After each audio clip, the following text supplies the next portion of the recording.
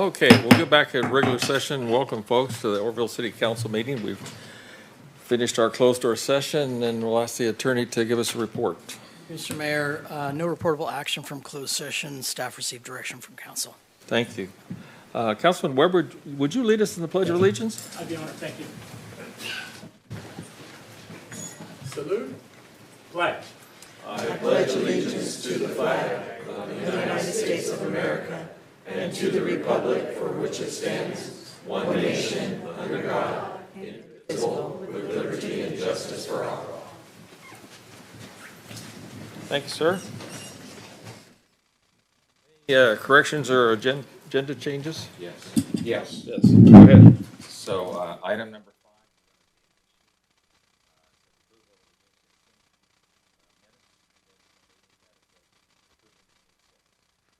It's just a minor. Okay, so we have a typo correction. The clerk catch that? Okay. Thank you, sir. Any recusals for this agenda? Looking around, seeing none. I'd entertain a motion to adopt the agenda. So move. Second.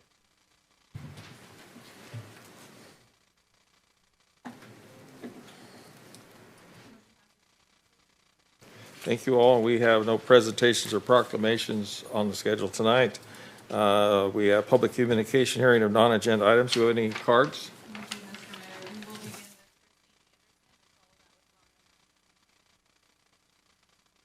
Welcome, Christine. Good evening, Mayor and members of City Council. My name is Christine Anderson, and 7 years of my life were spent living in an olive orchard on Table Mountain. Me and my husband weren't just homeless. We were broken, shattered, and searching. Every day was about survival. The orchard became our reality. We wondered if anyone saw us, and I would often look up at the stars under the trees and wonder if my life had any purpose or if this was all my story ever was going to be. When you're living like that, it's easy to believe that you've been forgotten, but I stand before you today as proof that your lowest point does not have to be your final destination. In my desperation, God threw me a lifeline, and that lifeline led me and my husband to Jordan Crossing. There we found people who believed in restoration instead of condemnation, hope instead of hopelessness, and second chances instead of just giving up.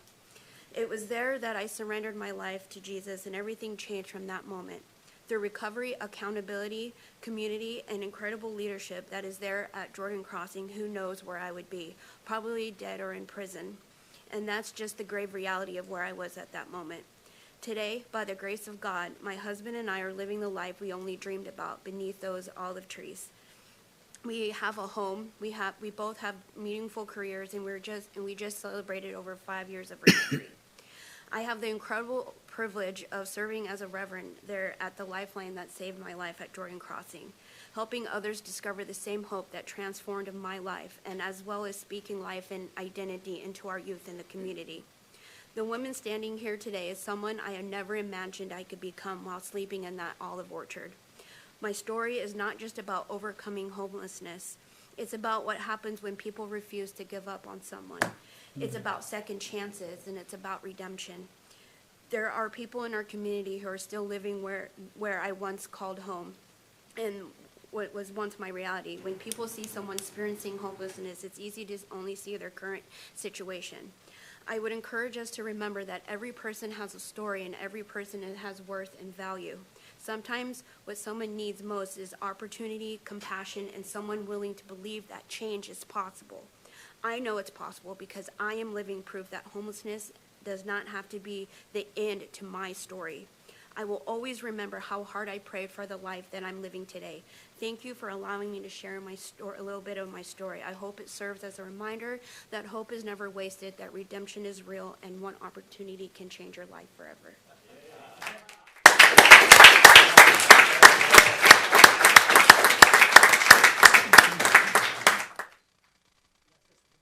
Sure, go ahead. I'm so proud of you.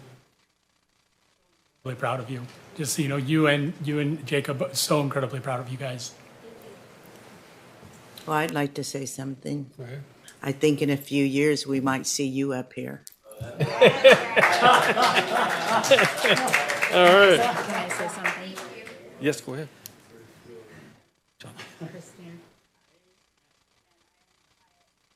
have had the privilege of seeing you come from where you came from to seeing who you are now. And I just want to say in front of the public that I am very incredibly proud of you as well. You're real, right? And you care, and God has a plan for your life. And I don't doubt for a minute that you won't be up here one day.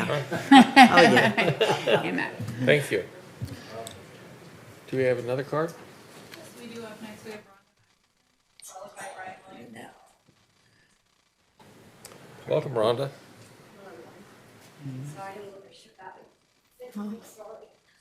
I'm a little bit shook up.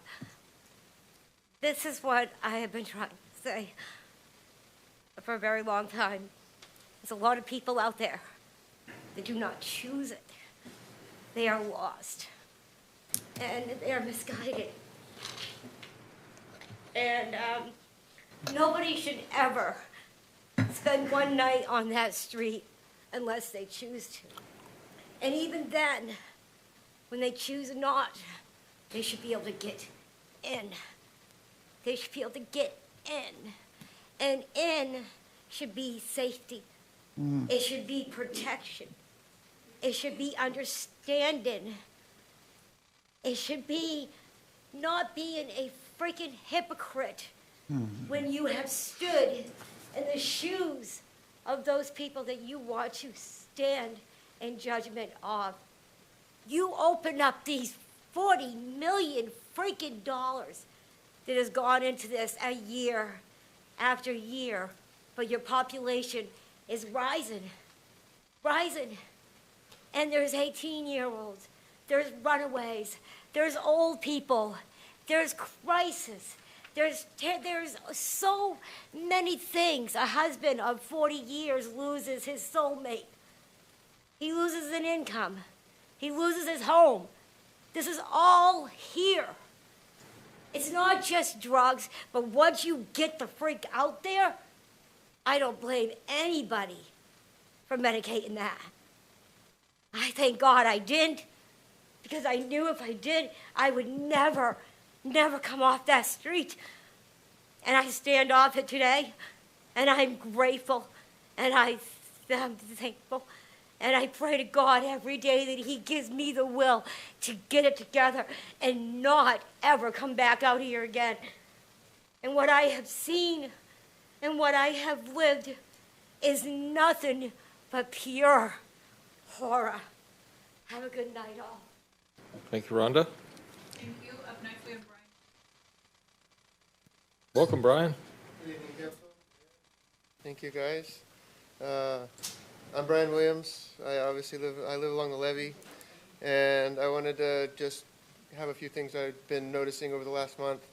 I walk my dogs almost every day along the river, either north or south, and I've come across 4 vegetation fires that have happened on the levee, and I have not heard of them other than witnessing the aftermaths of them. Our goats haven't come in yet, and obviously that's very important for us. At the same time, we as a city are issuing violations for weed abatement to our homeowners.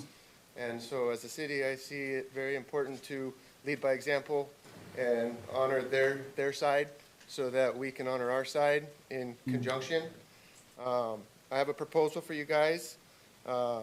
As the leader of a Firewise community in downtown Oroville, I'm going to partner with Feather River Parks and Recreation District on their annual cleanup, September 20th. And I'm looking for commitment from the city to also be a third partner in that. And that could look like public works assistance, tree service assistance, anything that may be able to help us find ways to get some vegetation cleared along the levee.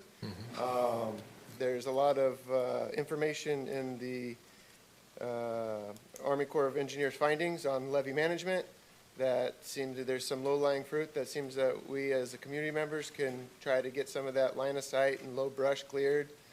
Some maybe small invasive species trees, and the Butte County Fire Safe Council is willing to offer their chipper service program with us so that we wouldn't even have to remove it from site. We could chip it in place. So I'm just here just trying to see if we get a consensus and figure out how the city can come together.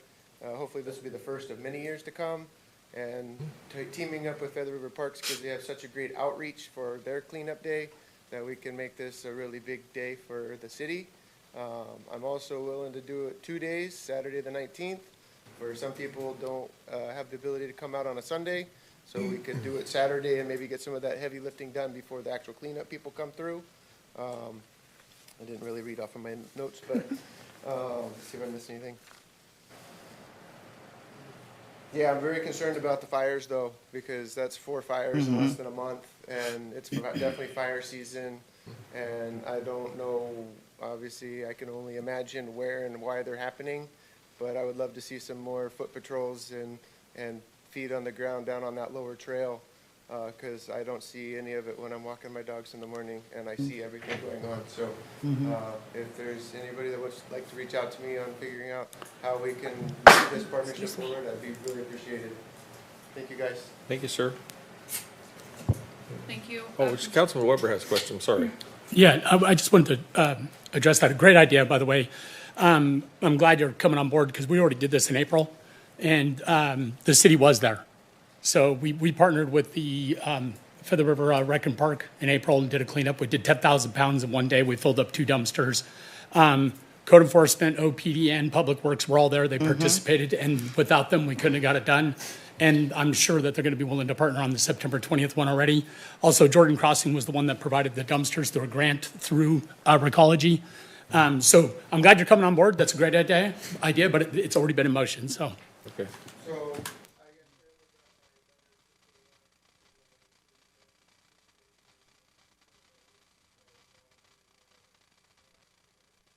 and hopefully a lot of that.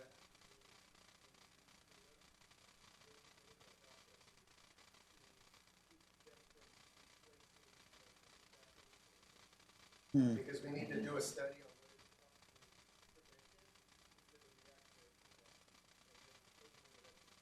on because this has happened over and over and over again over the 6 years that I've been here, and it literally just goes back in. So that's a bigger, that as a whole,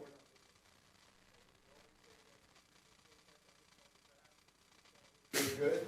It is But the fact that there was 25,000 pounds is the problem. No, agreed. Yeah. So it's a this and So that. please, getting the email Okay. that I sent a little late, Thank you. there's a lot more information, We'll get it. more clearly stated. Okay. I look forward to working with Got you it. guys again. Go ahead, Caleb. Yeah, like I said, welcome aboard. It's awesome. I've been on board Thank since you guys day for one. coming. Just as a reminder and what he's speaking about, we did receive several after the cutoff for public comment today. Those will be sent to you in the morning as correspondence, and they will also be on the next correspondence. Okay. Thank you. So- That being, go ahead. It will get officially recorded in the council agenda. Yes. Next up, we have Barbara Eldridge. Welcome, Barbara. I guess you didn't think I was going to be back so fast. I'm really glad to be here, and thank you. We're so pleased, and our pickleball community is just over the moon happy. We're really glad. We are now there 7 days a week, 7 to 11. Wow. I know, we're good.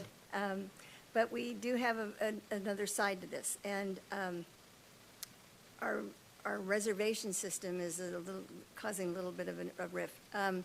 We had Chico Racquet Club reserved 4 courts, kind of didn't know that was going to happen. It was on a Saturday, 8 to 10 on one of our bigger days. Then we had another reservation for Chico's 20th Street pickleball players, and they came, and that was 8 to 10 on a Thursday. I'd like to propose an idea that might help us all here.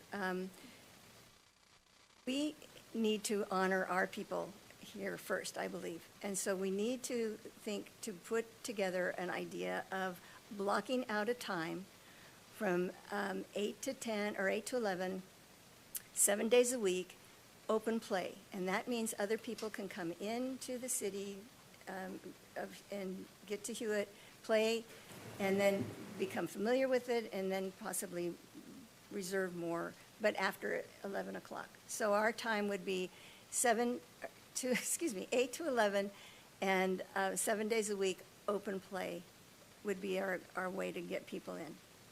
I think that would be a great proposal. It would honor the people that have waited so long and have encouraged all of our work over the years. So, do you have any questions?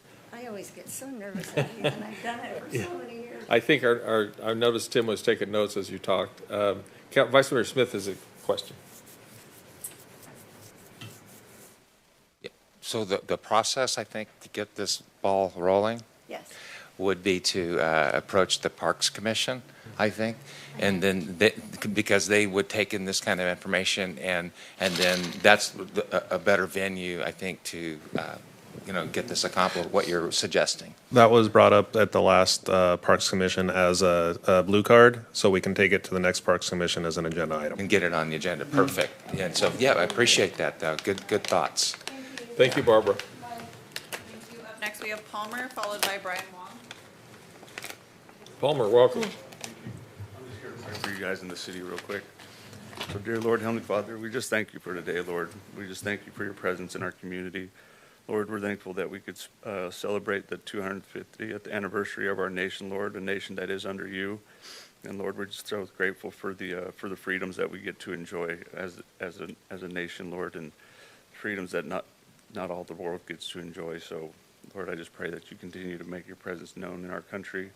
Lord, we thank you for the first responders and for their sacrifice for our community, Lord. While we were celebrating this weekend, they were making sure that we were taken care of and that everything was running smoothly. And we just also thank their families for their sacrifice of their loved one not being able to celebrate with them, Lord. And I just pray that they know that it doesn't go unnoticed. And I just pray that you continue to bless them in their lives. Lord, I thank you for the medical professionals that are helping our loved ones heal.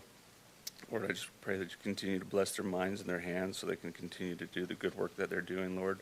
Lord, I know that you're the ultimate physician, so I just pray that you continue to make your presence known in the hospitals, Lord, and just continue to heal and to bless the families with the peace that only that you can give, Lord. Lord, I just thank you for the youth in our community, Lord. I know that right now, I feel like it's a harder childhood now than it was when I was a kid. The temptations are just right at our fingertips, and it's just become so common that we don't really bat an eye at it. So I just pray that you continue to guard the hearts of the children in our community and our nation, well, in the whole world, Lord. And I pray that people step up and can be the shining example that they need, Lord. Lord, I'm grateful for the advancements made for safe spaces for children to go to, and just for a good outlet for their pent-up energy, Lord. And so thank you for that. And Lord, when it comes to the unhoused, Lord, I know that it's a really tricky problem, and there's not just one solid answer for what's going on. I know in my situation that it took me coming to the end of myself and being willing to try a different way, but I know that's not the case for everybody. So I just pray that whatever the people need, Lord, that the assistance and the help comes to them, Lord. And while the problem's being figured out, Lord, I just pray for peace and love from all parties. Yeah, I know that the ultimate answer is you, and so I just pray that anybody who's out there longing to meet you who hasn't had the opportunity yet, has someone reach out to them, or if they notice someone who has something that they want, maybe a little bit of Jesus, that they should take.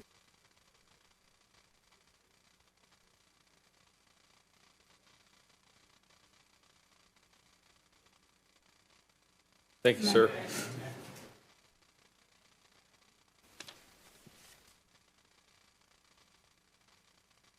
Welcome, Brian. Mr. Mayor, city councilors, and city staff, I want to speak on the city's budget a little bit that came out. A couple of years ago when we had a city budget review meeting, I cautioned the assumption of projecting the budget to go up linearly and growing. So we've had a little correction. Some of the income that we've had has gone down. So this is also normal. We don't plan to stay down here forever. So then the question is, how do we make it grow again? So when I talk to people in the community as well as customers that come in, it's the basic cost that's sucking the kind of like expendable income away from families. So we have high cost for gasoline, high cost for energy, high cost for insurance. So those are all the factors right now. These add to the cost for everything in the region. So with that said, hopefully we start figuring out solutions for all these costs. And once people have more money to spend, and then the sales taxes and everything else should go back up. If you look at the total number, a lot of it is due to state cuts beyond our control. The majority of cities in the state of California right now are in the same position as us. There's a few exceptions. You know, if you have a large footprint for NVIDIA or some of these tech companies, you're still making a lot of good money. So other than that, everybody else is suffering. Thank you. Thank you, Brian. That's all I have, Mr. Mayor, for All public right. comment card. Thank you, folks. Next item up is council announcements and reports. Any councilman have an announcement to make for the good of the body? I'll start it off with, excuse me, Councilman Weber, I'm sorry. Didn't Thank see you, the Mr. list. Mayor. So, yeah, it was just mentioned during Palmer's prayer about our 250-year anniversary of our nation, the birth of our nation. And boy, did we have a really cool celebration down at the river on Saturday night. And I just wanted to give credit where credit is due because Eric, Vice Mayor Smith, man, dude, I mean, come on, bro. I mean, you know how to do an event. That was so good. And the way you put it together and the speakers and the way it was organized and the vendors and just, I mean, the whole venue, shout out to Feather River Rec and Park too. I mean, awesome job. I know that there was a little bit of trepidation on like, should we have it here? Should we not have it here? You know, is it going to be a good event? And I mean, it was a home run, straight up. I mean, I've talked to people that were all the way in Thermalito, including Councilmember Johnstone, who could see all of them. I talked to people all over the city. They just were thrilled. So I can't say enough about your execution on the vision. And so thank you. Thank you to you and your team, Amber. You really, really knocked it out of the park. And it just shows your dedication and your passion for this city. And, you know, we're blessed. Honestly, we are blessed as a city to have you as a representative that represents us, not only on this dais, but over there in the Chamber of Commerce building and all the other stuff that you do in the community. Super blessed. And I'm just super thankful for you. Secondary to that, for all of the other assistants from the city, okay? You guys knocked it out the park. But in particular, I'm going to talk to Chief Wines. Your OPD did exceptional. So I had heard through the grapevine that we were going to be like expedited fairly quickly out of the park, and we were, hands down. Period. It wasn't a major delay. It wasn't a bunch of confusion. It was orderly. Your officers stood their ground. They did exactly what they were supposed to do. They even responded to an emergency call for a felony, assault, while still managing the traffic flow. So when I heard, and I don't know if you actually said this, I heard that you said, I think I could get this thing emptied out in 30 minutes or less. I was like, I don't know about that. But I'm telling you, man, it was emptied out. It was flowing. And so good job. OPD did an excellent job. Not only that, did you guys do an excellent job in the park, you did an excellent job outside of the park because you guys went and wrangled up a bunch of illegal fireworks that were being shot off. Excellent job. So super, super pleased with that. Thank you so much. And lastly, and I'll make this fairly quick, is that the next OCDC meeting is next Monday. Very excited about this meeting. It's at the Union Coffee Club at 5:30 p.m. And we will be hosting the board of the Orville Youth in Action, which is a new nonprofit that is aimed at serving and equipping our youth, all youth in the community, okay? So a lot of the stuff that we hear about is like for sports or this or that. This is really a broad stroke application of what youth in our community need help and assistance, whatever that may be. It may be academia, science, it may be sports, it may be music, it may be whatever. So this is going to be a funneling mechanism that is going to be used to go after grant dollars and community support dollars to equip our youth with what they need to succeed, because an investment in our youth is an investment in our future. So next Monday the 13th, 5:30 p.m., Union Coffee Club, I would invite you all to come down and hear this presentation because it'll be really, really good. And there's all this other stuff going on. You know, we got the Orville Youth Sports Center opening. We got this going on. We got all these people. We got a couple of boxing clubs that are looking for some places. Everybody seems to be focused on youth right now, and this is really, really important because our city is supported by pillars, and the future pillar is our youth. So thank you. Councilman Thompson. Yeah, as well, just kudos, Eric. I definitely see the location as perfect for our community. Being down there and seeing how everybody was able to have room to spread out, room to see the fireworks, and also for the community as well, how clean everybody left it. It was really, really just impressive. I can see for sure that if we continue to have it there, that this will be a destination event for not just Oroville, but the region. So it's just wonderful. Good job. I know there's a lot of hard work you put into it. So same with OPD and everybody. Good job. Yeah, I'm going to add to that same, I'm not going to go any further, but the thing that I'll admit, I was hesitant because I've been involved in fireworks many times, but that came off really well. I mean, it's like Norman Rockwell, seeing everybody laying out on the soccer fields, you know, it's like, wow, this is really a trip. So and obviously, I think you'll know in your review of things, but you need a lot more food trucks. I think there's only 6 or so, and you could have had 30 down there, and they would all been. Sure, next year. Yeah, I mean that was a huge thing. But you know, first time, I would one thing. I don't know if you have information, but do you have any accuracy on what was our population that viewed things? I don't know if you have any numbers on that, but be very interested in that. That's all I had. Thank you, Mr. Mayor. Yeah, just a quick answer to that. So approximately in the park, about 3,700. Oh, wow. We've bussed in over 600. We had 3 buses on their return and 2 coming in because folks want to get back a lot quicker than they came because it's kind of compressed. I talked to Thermalito School District, which provided the busing. And so that was basically their estimate on how many rode the bus. I think that will grow over time, assuming that this becomes a forever home for this event. And the vision really, I think, and cooperatively, everyone up here would agree that we are here to build community, right? And so that park, I think, facilitates, kind of that vision of families coming together. You have 4 acres of grass. A cool place, a place for folks to picnic and just enjoy, the day and, everything that goes into what it means to celebrate the 4th of July. But I certainly appreciate all the kind sentiment. Yeah, and it was quite a lift for us to do this, but it takes really a village. And so there's so many players from OFD to the fire department. We had the Lineman College. We had Jordan Crossing. And then on cleanup day, Sunday morning, Rolo, River of Life Church, a bunch of folks showed up early in the morning to help pick up, the park, so any of the leftovers. So there's just so many different players in this. The Department of Water Resources, which can sometimes find themselves in some controversy, but they really stepped up. All those light trees, the 9 light trees that you saw, they put those out there for us.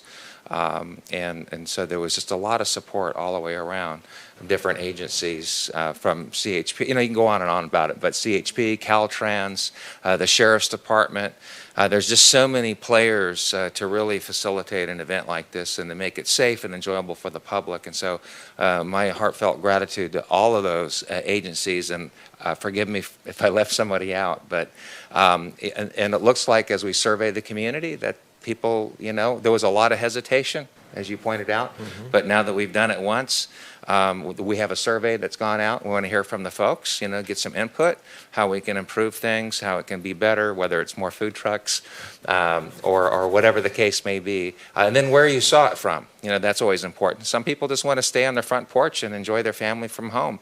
And with this location, to our surprise, you could see it from at least that's what we're seeing in those initial reviews. So that's great. So it's just a wonderful way to bring community together and build on, a great foundation in our town. So I thank you to the council for giving me the opportunity to step in there and do it. Recology, they're in the room. And oh my gosh, Recology, yes. Thank you for all of those containers, and we had them spread out all over the place. So folks, when you had that piece of trash, there was a place to put it, and that's, and so those little bitty details make a huge difference. Huge.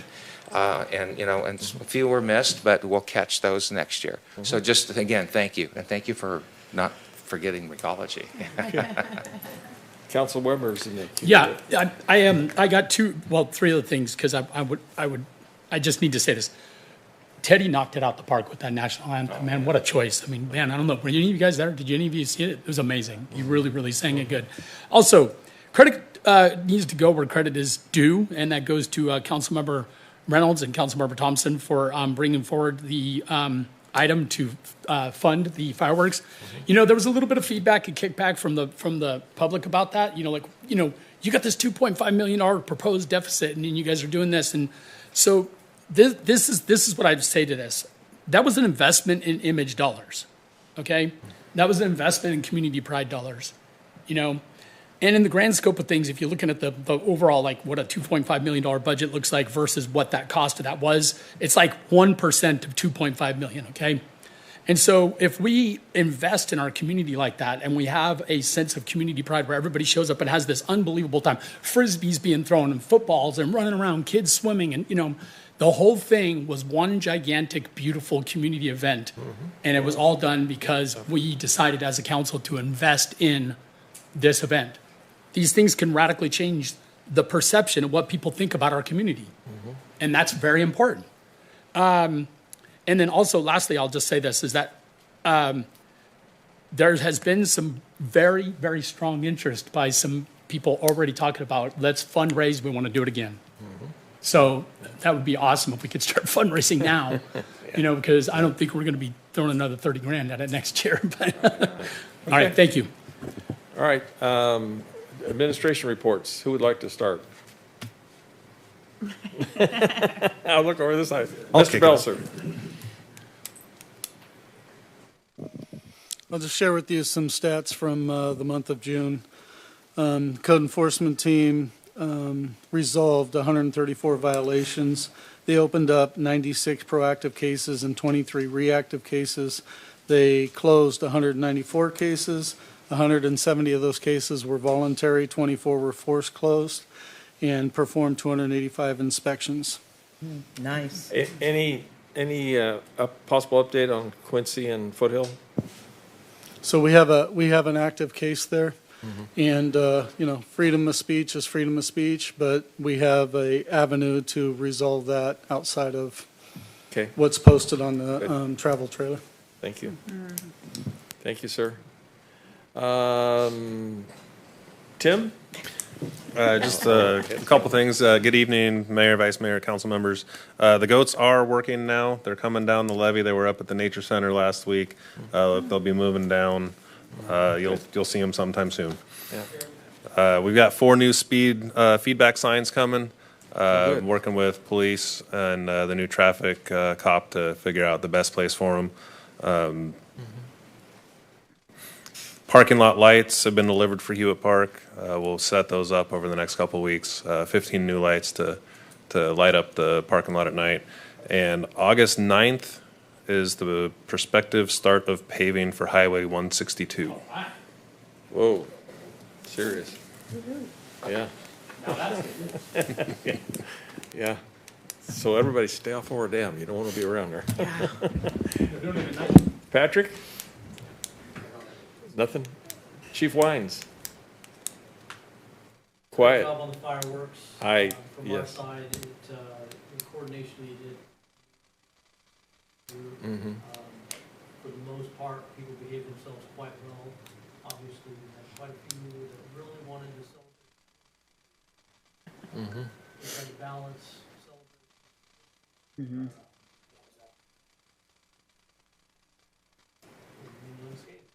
Well, your plan worked for the night. I know there's additional staffing, so we appreciate that. Councilman Weber's in the queue. Yeah, please forgive me. Chief Tens, thank you. Thank you too. Cal Fire, thank you. I was looking at that side of the room, and then I looked over and I thought, oh my gosh, how could we not thank Cal Fire? You guys' response. How many situations did you have to respond to? Yeah. Okay. Well, thank you. Thank you so much. We really appreciate you. I have a shout out. Can I Sure. do a shout out? I want to congratulate Ron Belser for being the Oroville Union High School District Class of 2026 Hall of Fame inductee.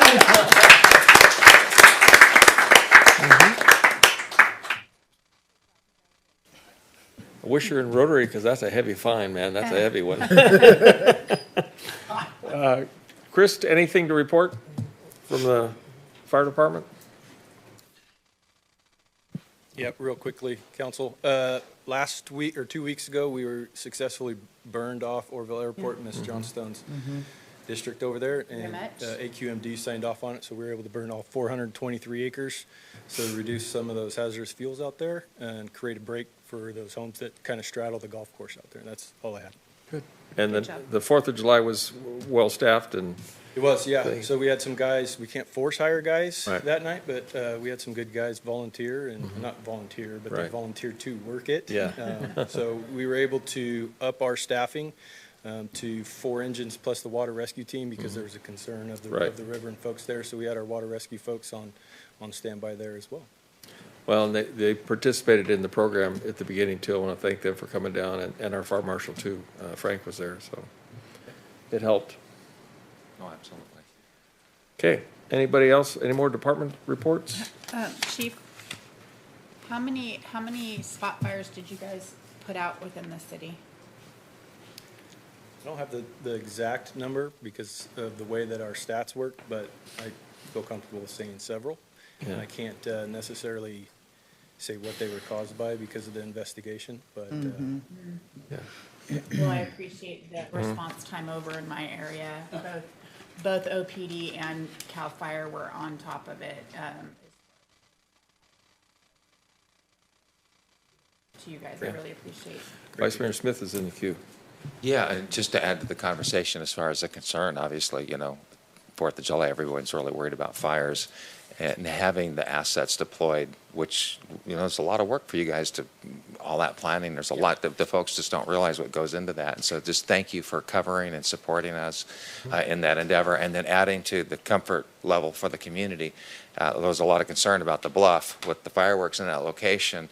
Talking to Pyro Spectaculars, who's the one lighting the fuse, and they said that, the sparks didn't come anywhere near the bluff and that there was plenty of buffer. So just to add to, thinking of years to come, that it looked like, it worked well, and you guys being there added to that comfort level. So thank you. yeah, we appreciate it. It's 2 big events for us. It's still everything going on in town Yeah. and Yeah. supporting this, so it does take a toll on us, but good guys did a great job that night. Thank you. Thanks, sir. Please let them know that we appreciate it. Yeah. Thank you. All right, not seeing any further reports, I'll move on to consent calendar, consent calendar, excuse me. Anyone to pull an item, or do I entertain a motion for consent? I'd like to pull number 5. Okay. Oh, I'm sorry. Number, hold on. Oh, number 4. Number 4? I apologize, not number 5. All right, so with item number 4 pulled, do I hear a motion for the rest of the consent calendar? I move that we approve the consent calendar exempt item 4. I'll second. Call the roll, please. Consent calendar passes unanimously, sans item 4. Item number 4, Vice Mayor Smith. Just as you know, I kind of expressed concern about the cost recovery component and the process before an invoice is issued. That the intent is not to discourage good faith emergency calls. So maybe just on a high level, kind of share with the folks what that process looks like. So, there's a trigger, something happens, and then what that review process looks like. Just to lay to rest any concerns that, and to assure folks, if you got an emergency, call the fire department or call 911. Yeah, absolutely. And I'm always happy to talk about this portion of it because I'm sure there's concern and maybe some uncertainty with it. But the intent is to provide the services without billing 100% of the time. The trigger point would be from the engine captains in the field. If they're really the boots on the ground, so they're going to start the process. So if they respond to, and I'm just going to use a private business as an example, and they called 911 reporting an emergency, and when our professionals show up and they determine it's not an emergency and they misuse the 911 system, they would start the process of either a warning or a billing. So they would initiate documentation that I've created that then would go to the battalion chief. And there's a lot of justifications in the documentation as it starts through its chain of command flow. Incident number, the type of call, who was there, all that kind of information would be attached to that. Battalion chiefs would review, making sure everything was accurate, and then from there it would come to me. I would vet everything that's on there, and then if it was deemed that either a warning or a bill was necessary, then that would strike the review committee, which would be myself or designee, Mr. Ring, and the city attorney, and consensus would rule based off the information that was provided amongst the discussion between us. So lots of safety, lots of process before someone gets a bill. Absolutely. Yeah, thank Yes, you. sir. I just wanted the folks to hear that one more time. I mean, I knew that, but I wanted folks to understand that there's a lot of safety built into this. There's a lot of checks. Checks and balances, Yep, if you will. Maybe for that's sure. a better way Yeah. of saying it. Yeah, Yeah. thank you. Absolutely. All right, with that, Councilman Johnstone, Q? Thank you. So, so there would be a warning process first, right? You're not going to just automatically bill somebody that may be misusing the 911 emergency system, right? So from what I heard you say is that there's likely going to be a warning maybe the first time, and then if it's like a continual misuse of the 911 system, that's when the billing would happen. Yes and no. Okay. So ideally, we would issue a warning first. And that's something that would go through the same process, all the way up through the vetting process amongst the three of us, even before we had sent a warning. But if it's just pure negligence and they've abused the Sure. system, then they could potentially receive a bill before a warning. But I see 9 out of 10 times in these scenarios, they would receive a warning first. It really depends on the situation.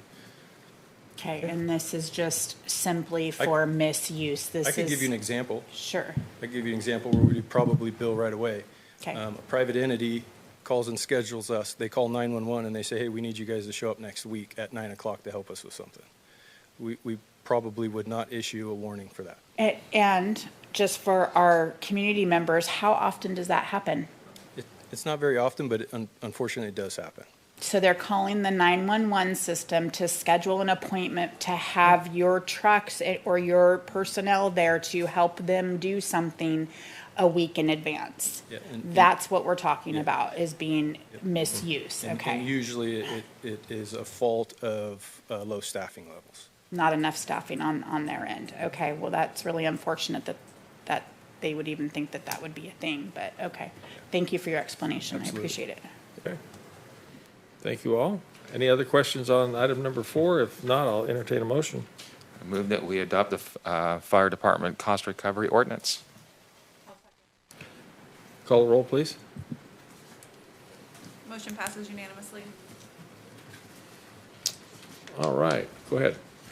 I was just going to say, we have a few public hearings now, and I wanted to make sure Oh, okay. they were on your radar. All right, thank you.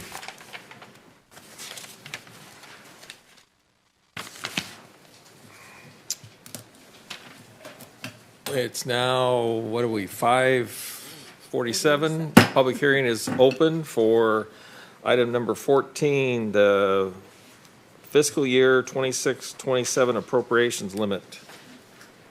Ruth? Good evening, Mayor Pittman and council members.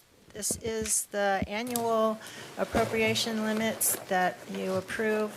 We are well under our limit again, so nothing to worry about with this one. It's just an annual exercise. Any questions from staff or for staff? Janet Goodson? Right, just for the sake of, hold on. For the public's benefit, can you just briefly explain what types of city expenditures may fall under the appropriations limit and which do not? I believe that, let me look at my calculations. So the non-proceeds of taxes are taken out, but it's the revenues of all fund less non-proceeds of taxes, and that's what's subject to the limit. Thank you. Do we have any public cards on this item at all? Okay. Any further questions from council? I do, I just have one more. Go ahead, Councilman Goodson.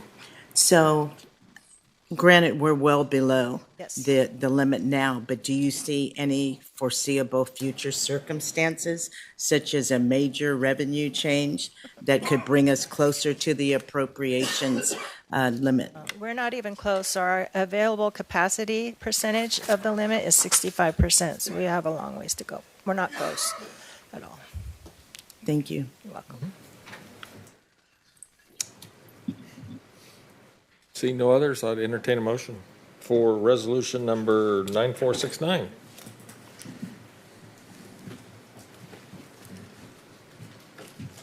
So moved. Second.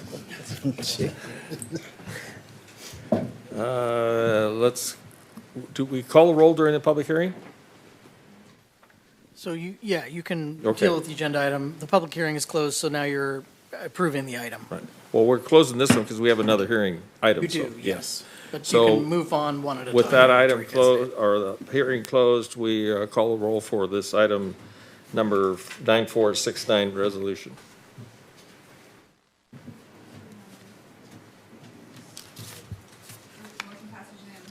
Thank you. Now we're reopening the public hearing for item number 15, which is the fiscal year 26-27 adopted budget. Ruth? Good evening again, Mayor Pittman and council members. So what you have before you tonight is the same budget that you heard 2 weeks ago. It is still $2.5 million deficit. We attributed that to a loss of revenue and sales tax, a loss of a grant, and overall just downward trend of all of our revenues. And our expenditures continue to go up. We've had that conversation the last few years that expenditures are going up a lot faster than revenues, but we actually had a revenue downturn, so it kind of magnified the problem this year. So I did add a couple of really cool charts to the budget. So other than that, it's the exact same budget. I did hear from CalPERS that I said 11% last year. They're looking at 14 now. I understand that'll take our unfunded liability down to $5 million. So it's really Encouraging. good news, but it's just something that we're going to have to understand ups and downs depending on their investment activities. So Thank you. that is good news. Vice Mayor Smith is in the queue. Yeah, thank you, Mr. Mayor.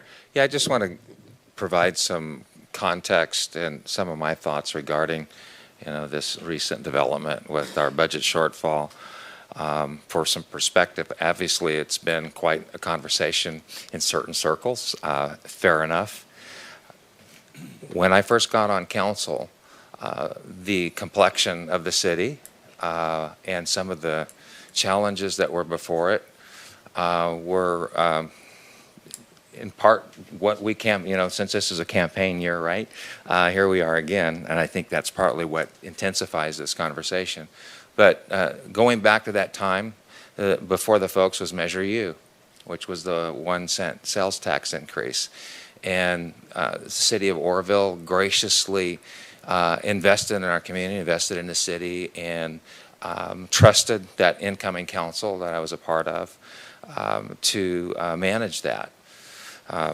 And so when we got on board, the city was essentially a skeleton crew. They were really preparing for potential bankruptcy when we came. There were just a lot of challenges. Not all the city services were, at the levels that really were necessary. And we still potentially have, and there's still room for growth and improvement from where we are today. But there were a lot of significant challenges. Revenue increased. Of course, we had COVID. There was a lot of moving pieces that were going on during that time. But one of the things that council did was it prepared for the rainy day, because we put back in the reserves significant amounts of of dollars. Because rainy days are not an if, it's a when, because they will come. And so here we are nearly 8 years later in that process, and a rainy year is upon us. And we can talk about, who's at fault or how it happened or why. But I think that the good news is that the conservative council that the folks voted for, well prepared for that, for this eventuality, really, that I think was already expressed, that many cities, as Mr. Wong had pointed out, it's kind of up and down the state with this challenge. And not all cities prepared well to endure this, because it's not a matter of we don't have enough money to pay our firefighters or our police department or our city workers or to make sure the potholes are continually being filled. We have plenty of reserves. In fact, we could be on this course for a few years before we hit the skids, if you will. And so that gives us the room, the time necessary, and to have public input as to how to address really what's more concerning for me, the material deficit.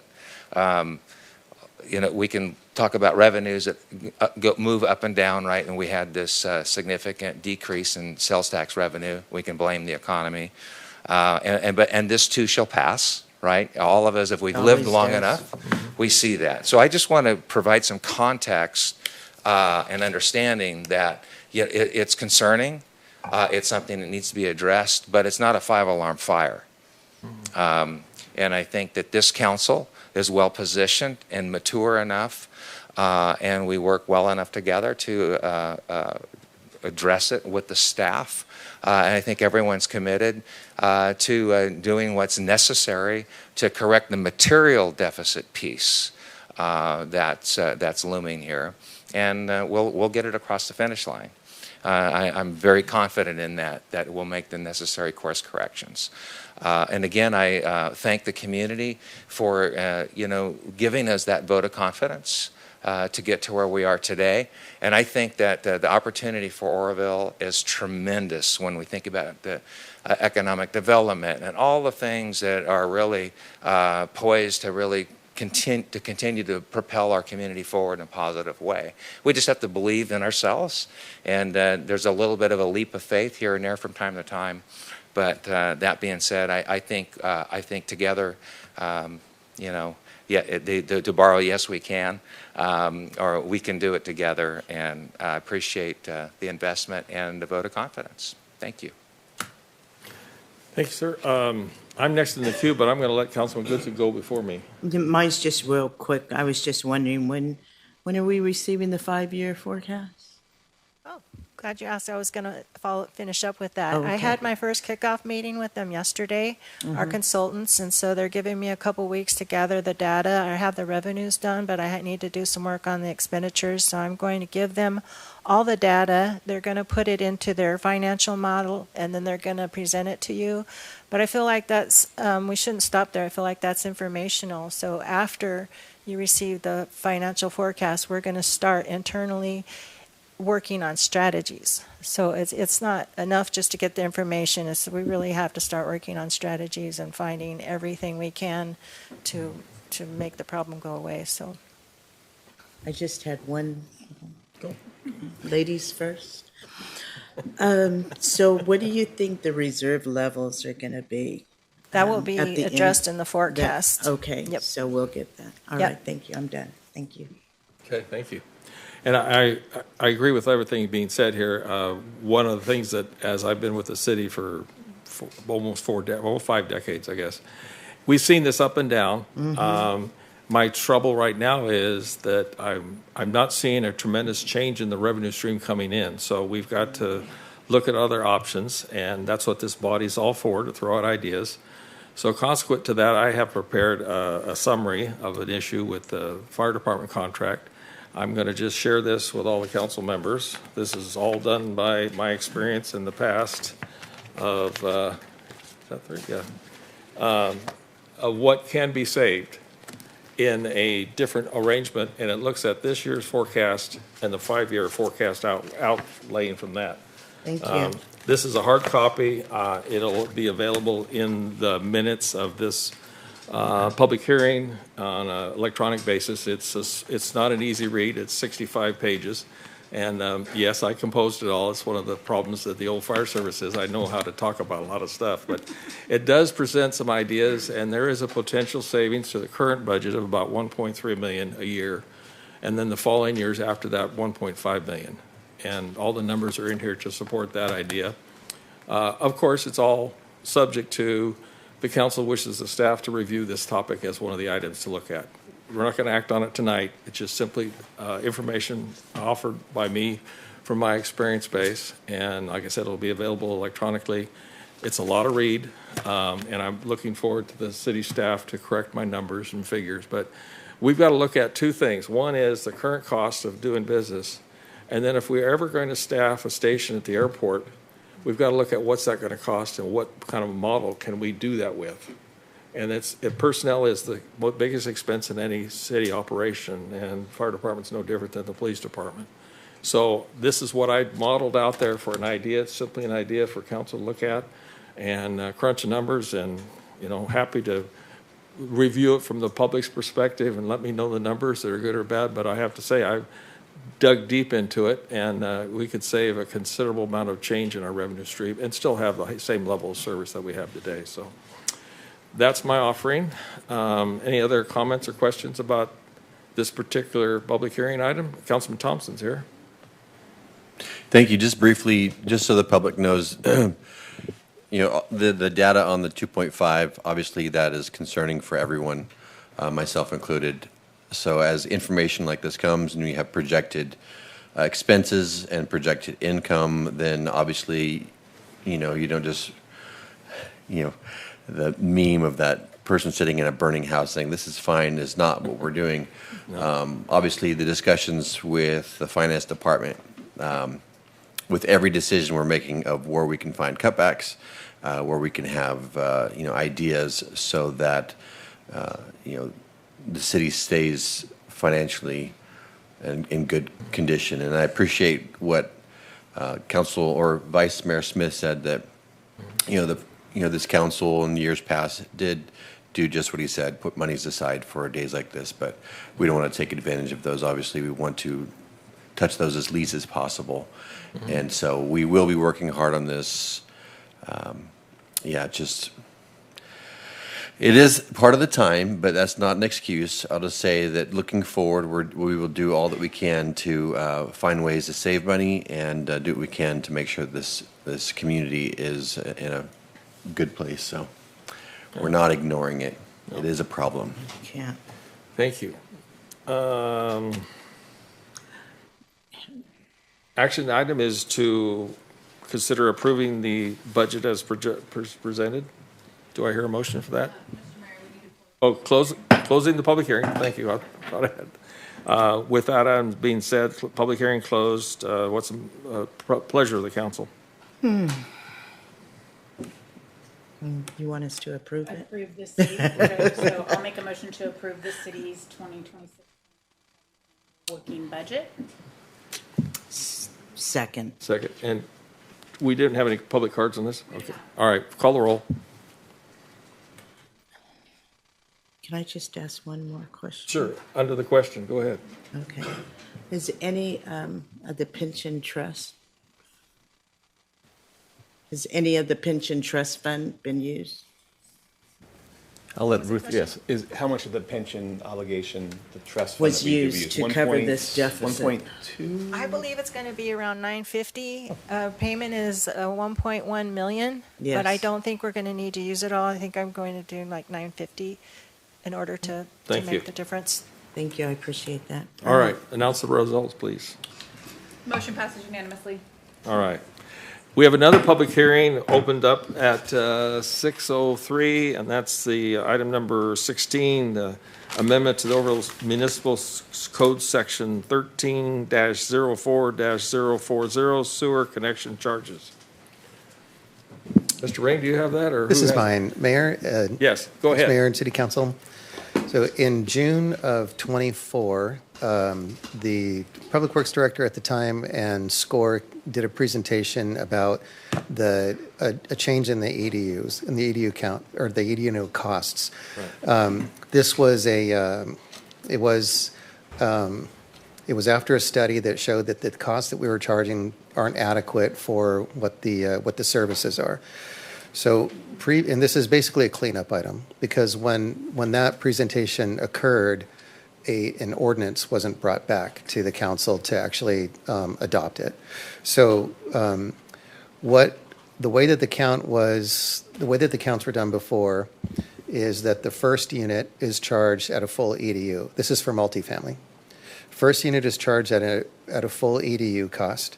The next two were charged for 80% of that cost, and then everything after 3 was charged at 50%. So this was not enough money to actually operate the system. So what the study had showed, and what we have been charging, the finance department actually did. They acted on this after it was approved by the council. Is single families are counted as one full EDU. Multifamily residents are counted as 0.88. So all of them. There's not a change through multiple units. And then mobile homes are charged at 0.85. So the ordinance is just simply adopting what was approved by council in June of 2024, and what has been put in practice since then. Thank you. Any questions from council? And if I can just add a little bit here, because this has been, I know, a work in progress for some time, and the idea here is obviously an EDU isn't an EDU, right? It's homes generally will produce and have more waste than, say, a mobile home. So that's why SCORE actually did a comprehensive study to come up with the 1.0, the 0.88, and the 0.85 values, which we've now have incorporated into our fee structure. So, for example, just put it in layman's terms, there's a multifamily unit apartment complex that's built, it has 100 units in it. Generally speaking, that's going to be 88 EDUs, because it's 0.88 per unit. Hope that just adds some clarity. Well, I think the other thing, we had an older EDU calculation based back in 1960 was not current, and that was the other part of bringing this up to current values, which the impact study supports, so that's a good thing from that perspective. Do we have any cards on this item? We do not. Any other questions from council or staff? Mr. Mayor, we did receive a late public comment submission, so that'll be provided, and it'll be considered in between the first and second reading before it comes back for adoption of the Thank you. Appreciate that clarification. All right, we'll close the hearing on this item, and I'll cast a motion for the action requested here in item number 16. I move that we introduce and waive the first reading of the ordinance amending section, et cetera, of the Oroville Municipal Code. Second. Call the roll, please. All right. Okay, thank you all. Thank you for reminding me to get back to the public hearings. I always seem to forget that item. Let's see. Now we're at regular business, item number 6. Thank goodness we got to Recology, right? Hello. I'm Sarah McGrath. I'm the customer service lead at Recology, and we are here submitting a list of our delinquent accounts and asking approval to place these balances on the upcoming property tax roll. I'm happy to answer any questions. Thank you. Council, any questions? Oh, we have a card? Yes, Mr. Mayor. I just wanted to speak into the record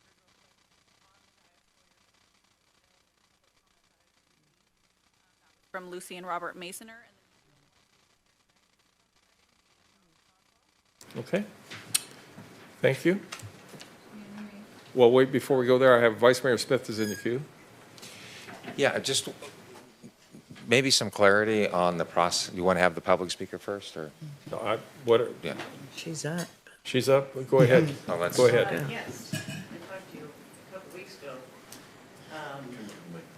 We bought our. Can you talk to the microphone so we get recorded? Okay. Thank you. Sorry. Is it on? Yes.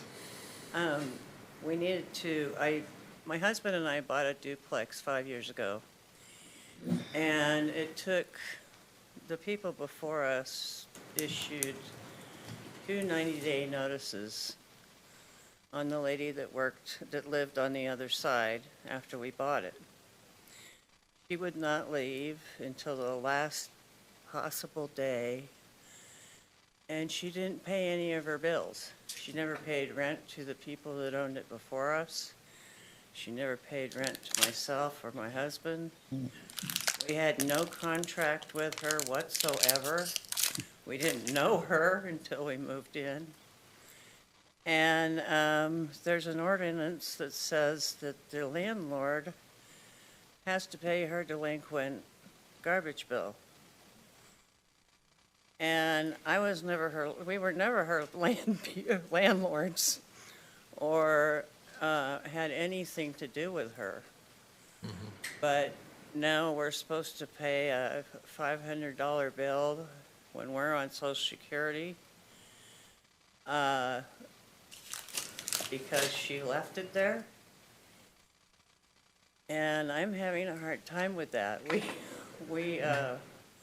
We're not expected, and when they sent me the first bill, I called them and asked them to talk to one of their CEO or their CFO to tell them about this conundrum where I moved into a house that had a bad tenant.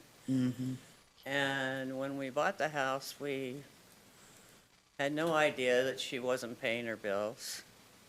We had no idea that we were going to be responsible for her bills.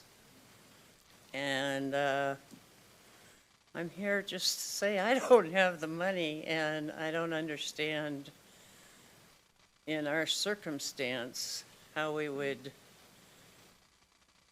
be told that we have to pay it. It was in her address.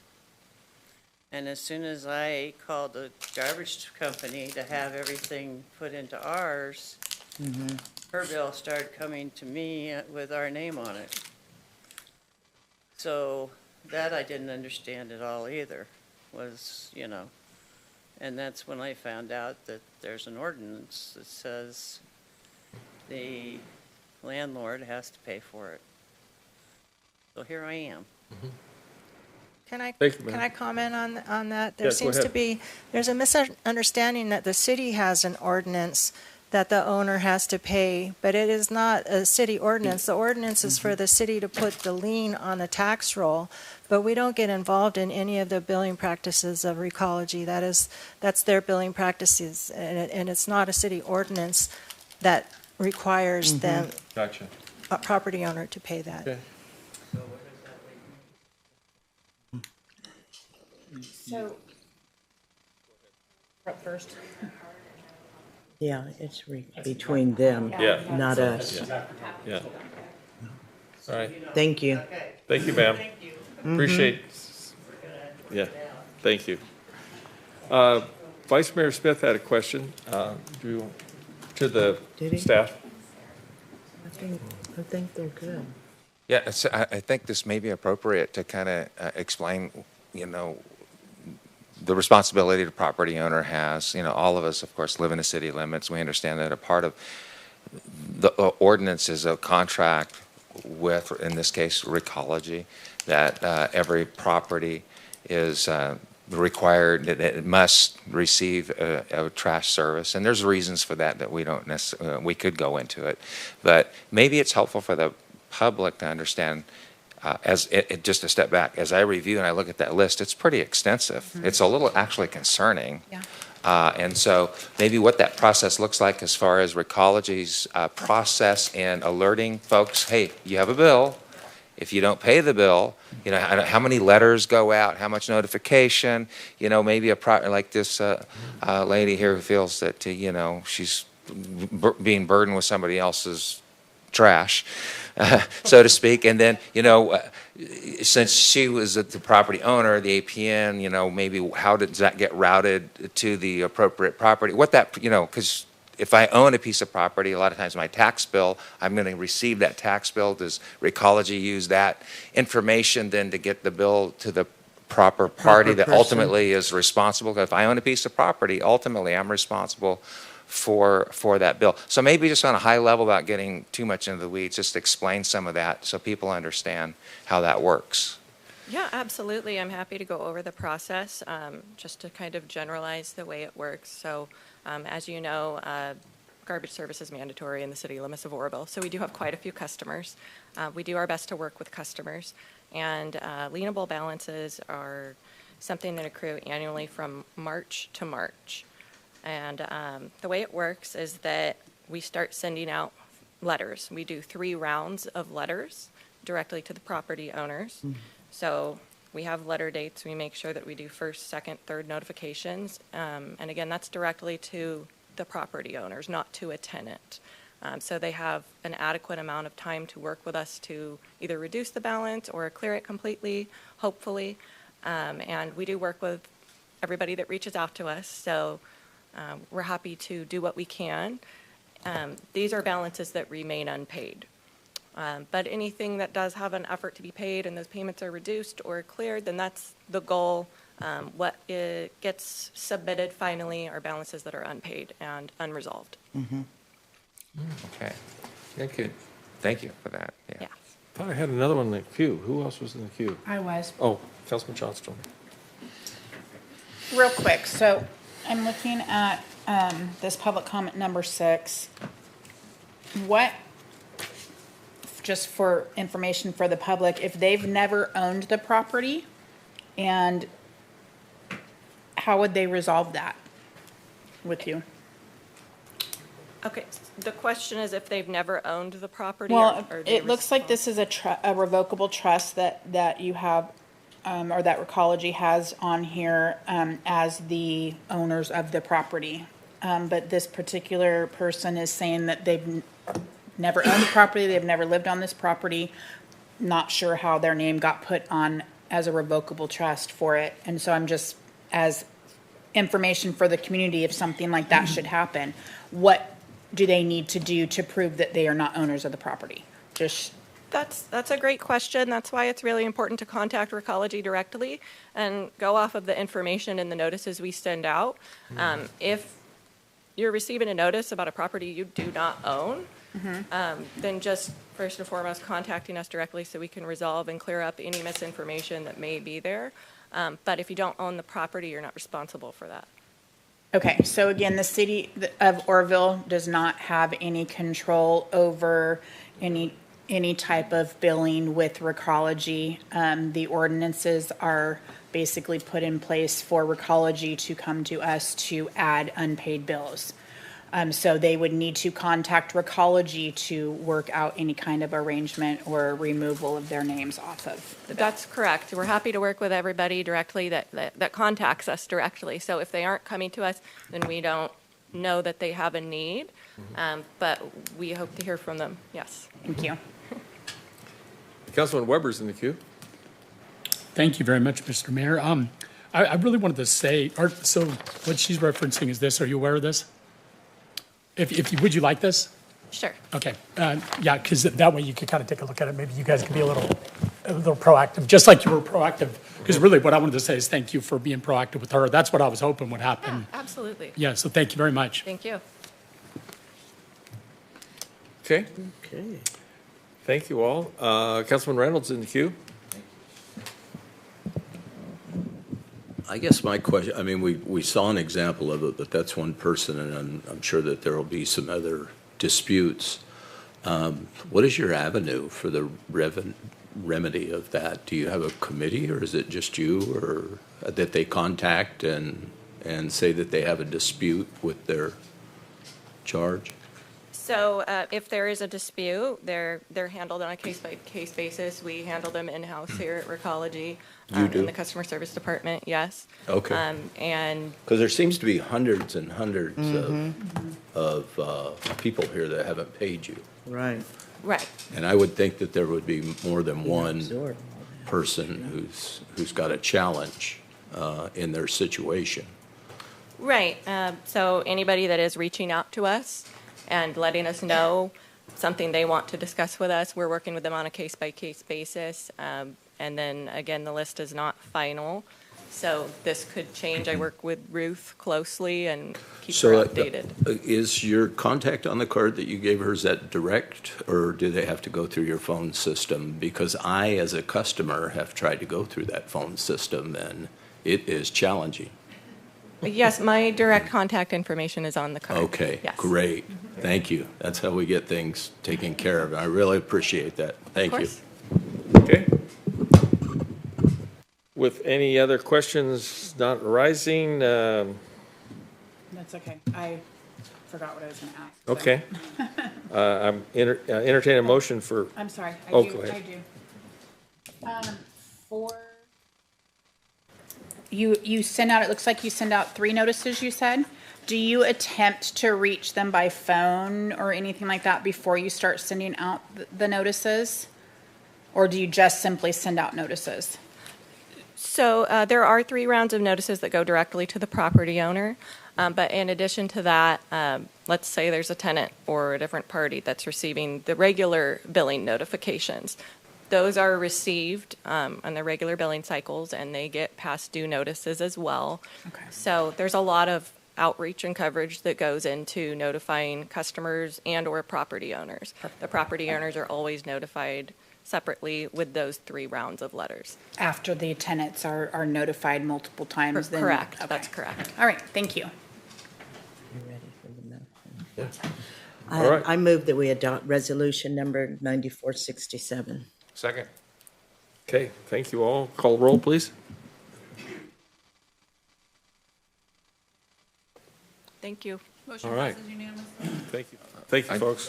I just wanted to make just a quick, because I'm now that we've voted, I'm a landlord, and so it's sometimes your tenant may be paying their lease payment, but they're not always paying it. So, and sometimes this can be a sneak up on you and get you. So I don't know what that, I haven't had that problem, but I could certainly see how it could develop. And then it's a surprise to the owner. Oh my gosh, my tenant hasn't been paying their bill for, and I was just kind of curious for me personally, how long does it take before you generate a letter to the landowner letting them know there's a problem? So Do you have an idea there on that? So again, these delinquent balances accrue from March to March annually, right? Yeah. And when the property owner is first notified with that separate first round of a letter, it's usually late February, early March, and that's just letter number 1. Yeah. So again, we sent letters in March, May, June, and we're doing our due diligence to make sure we're informing that property owner. So there is quite a bit of an adequate amount of time to be notified and actually receive, like, hey, what's going on with this property? Let me check with my tenant. Let me reach out to Recology and get more information. So it's not a quick process, and we're definitely looking for any contact received during this time so that we can help people not let this reach their property tax bill. Yeah, right. Okay, thank you. Appreciate the You're info. welcome. Appreciate it. Thank you, ladies. Thank you. All right, item number 7 is on the regular business update on the airport and FBO operations. Welcome.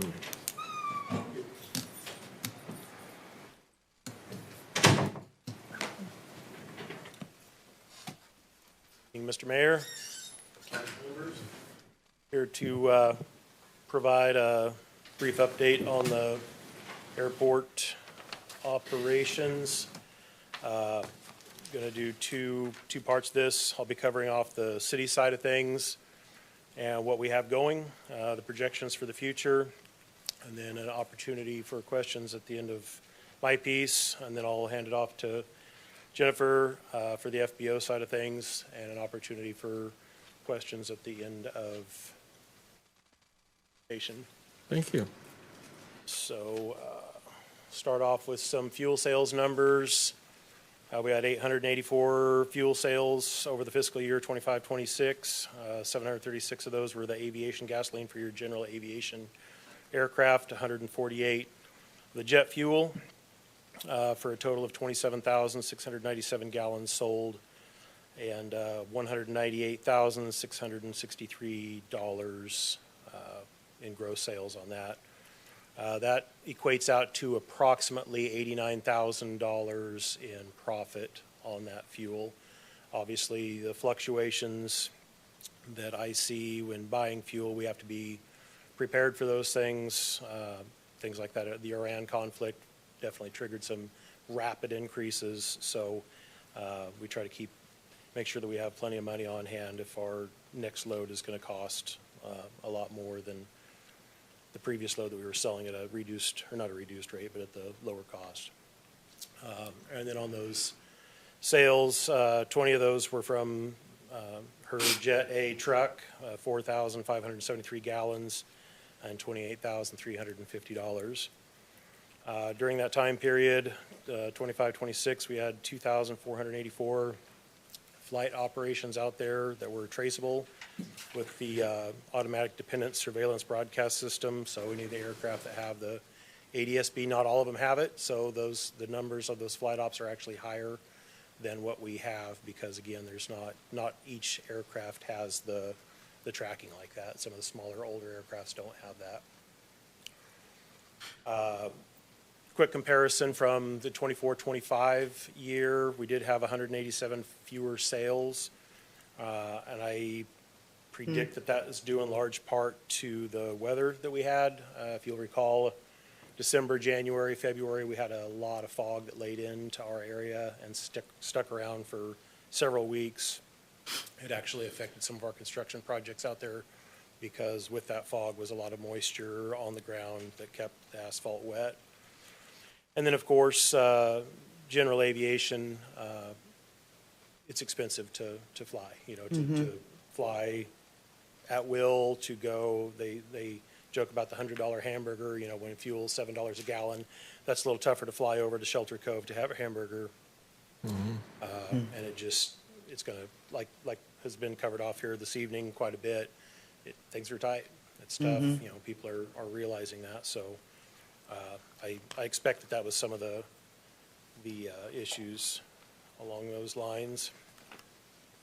We'll note that on our fuel our fuel costs, we're at $6.90 a gallon for the regular aviation fuel, and that puts us on the lower end of the median cost within a 50-mile radius of Oroville Airport. It goes all the way up to $7.98 within that 50-mile radius. Jet A, we're selling at $7.10, and we are the lowest in that 50-mile radius as well. Moving on. So on the inspections for the airport this year, we had the Butte County Weights and Measures. They obviously checked the fuel pump dispenser accuracy, so we're making sure that everybody's getting what they're paying for. Caltrans Division of Aeronautics inspection, which is a full comprehensive inspection of the airfield, pavement, lighting, visual aids, and paperwork. I meet with them. They overfly the airport extensively, land. They meet with me. We go over all of the paperwork and record keeping that I have. And then we physically go out onto the airfield and look at everything. All the lights, all the pavement, all the markings, anything and everything that has anything to do with the airport. And they provide their feedback on that in a report, and that's an annual report. I do have hard copies of that report from Caltrans this year. We did pass with flying colors. Everything was satisfactory. So again, I have a hard copy of that report if anybody would be inclined to take a look at it. And then lastly, we had our same thing, annual fuel inspection. It's similar to the Caltrans deal where they climb over everything to do with the fuel, filters, hoses, tanks, recovery, all that stuff. So obviously, if an incident occurs, one of the first, if not the first thing that's looked at is fuel. So we want to make 100% certain that we are where we need to be with that. Our major projects completed for the 25-26 year, we had a runway 1331, which is the same runway. Coming in one way is 13, coming in the opposite directions, runway 31. Marking upgrades on that to bring it up to current FAA standards, and they were getting really tarnished and old and hard to see.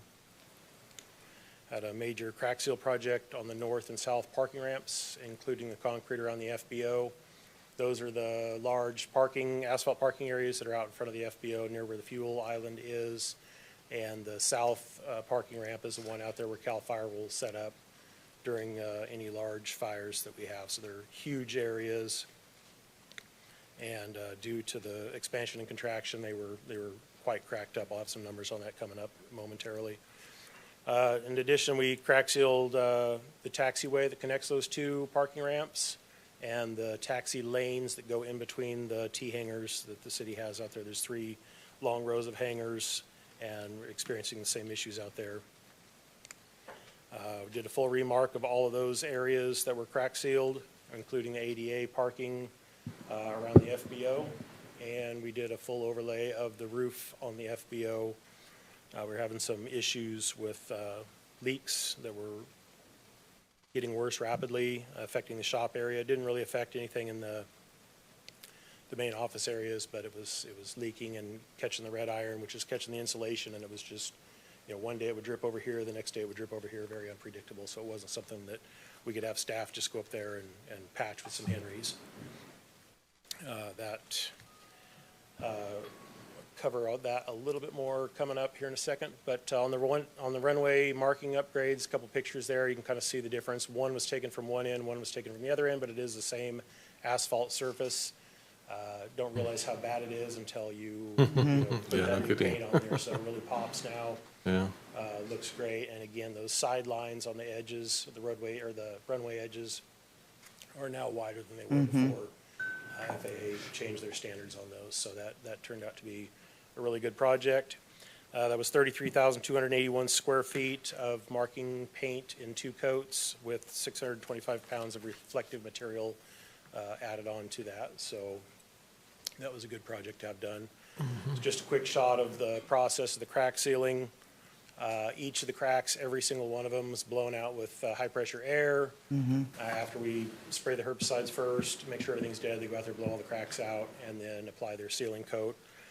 We had 29,600 feet of cracks resealed on the asphalt.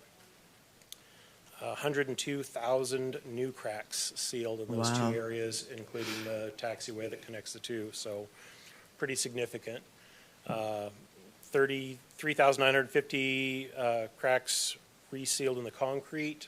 That primarily is the joints that are pre-existing in the concrete, but over time, down below, kind of like the sidewalks are in 3-foot panels, 4-foot panels, they have that scoring mark in there that's intended to be there, but down below that it'll crack, and then anything out there where water can penetrate the asphalt and get to the dirt produces lots of vegetation real quick. And then on the concrete, there's 1,460 feet of new cracks. And all those total together, we sealed about just a touch under 26 miles of cracks in those asphalt sections out there. This large area, obviously, there's no room for give, expansion and contraction, so some of those cracks in the summertime were approaching an inch or more wide. When that thing would heat up, and it was incredible. So, and then a couple more pictures there. They turned out small, but just to the crack seal areas that we're taking care of. And then on that, doesn't show up well in the pictures, but obviously all of the areas that were crack sealed, all of the paint was reinstalled. It's all 6-inch wide yellow paint that delineates where the aircraft travel, as well as their parking areas. There's little T indicators in there that show where the aircraft need to line up so that they can get chained down for wind events. That was 10,300 square feet of paint, including the parking lot out of the FBO, and 850 pounds of reflective material. There's a shot of the parking lot. You can kind of see how the ADA stuff really stands out well, and the new lines and stuff like that. That turned out that went really nice. Realigned all the parking bumpers out there that get bumped into and knocked out of whack. And again, all totaled new and old cracks on that was 5,410 with the new and old cracks. The FBO roof, a couple of before and after shots there. That was a great project. Happy to have that done. That created a fair amount of liability with what Jennifer has going on in the shop out there and the sensitivity of helicopter components. They can't touch water, so again, that was a good project that needed to be done. The old roof was metal and it had been like a snow coat over top of it at some point in the past. So this covers all that up, fills in all those voids, and it's just like one major membrane piece that's tied in on each side, and that was inspected throughout the process by the manufacturer to provide us with a 20-year, no dollar limit warranty through the manufacturer. That's good to So hear. that was that was a good expenditure there. It definitely wasn't cheap, but it's great protection of our investment out there. Projected upcoming project design and development, looking down the road a little ways. I'll jump to the bottom there. For the rest of this year, we're working on updating the CADX environmental documents, updating the airport capital improvement program, and close out of our 2026 projects, which we just covered over there. Do you know how much this And grant then we was? have, we're going to be ramping up on the rehabilitation Find that project for the long information. runway out there, the runway 220, same thing. One way it's coming in is 2, the other is 20. It's the same piece of runway. Lighting system upgrades for that same runway, and then the cross taxiways that intersect all the taxiways out there as well as the blast pads.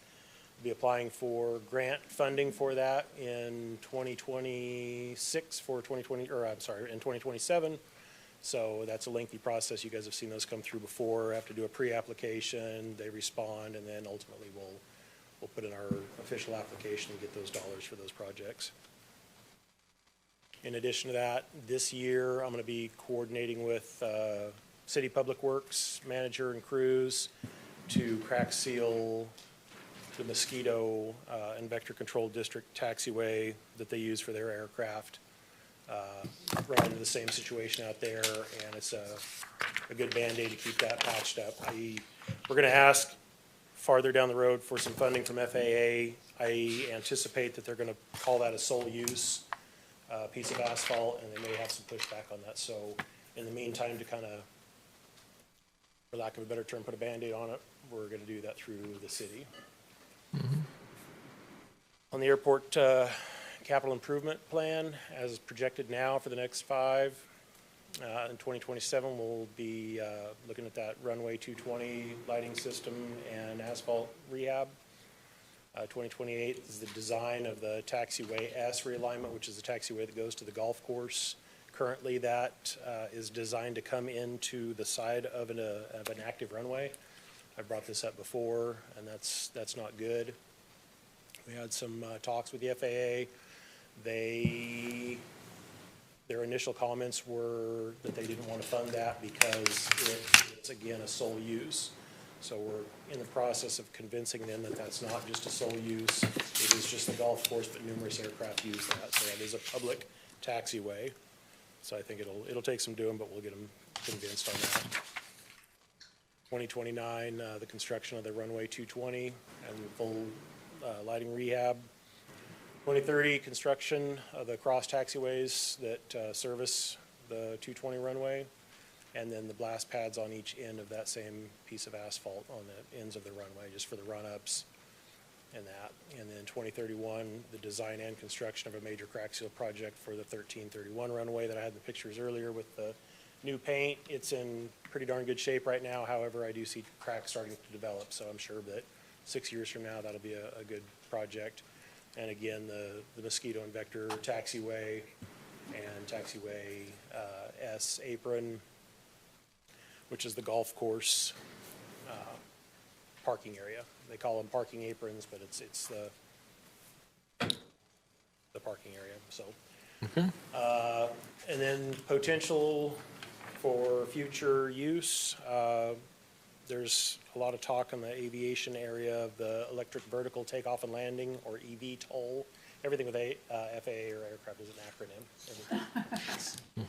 Couldn't be a preacher. And then the advanced air mobility infrastructure. So kicking around the ideas of putting in some charging stations.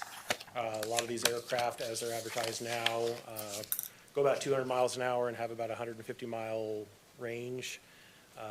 two of the main leaders on that are Joby Aviation, who's partnered with Toyota, and Archer Aviation that's partnered with Stellantis. This, believe it or not, is going to be a thing that's upcoming if it's not forced on folks, kind of like the electric car mandates. It's kind of like the Tesla of the aviation industry.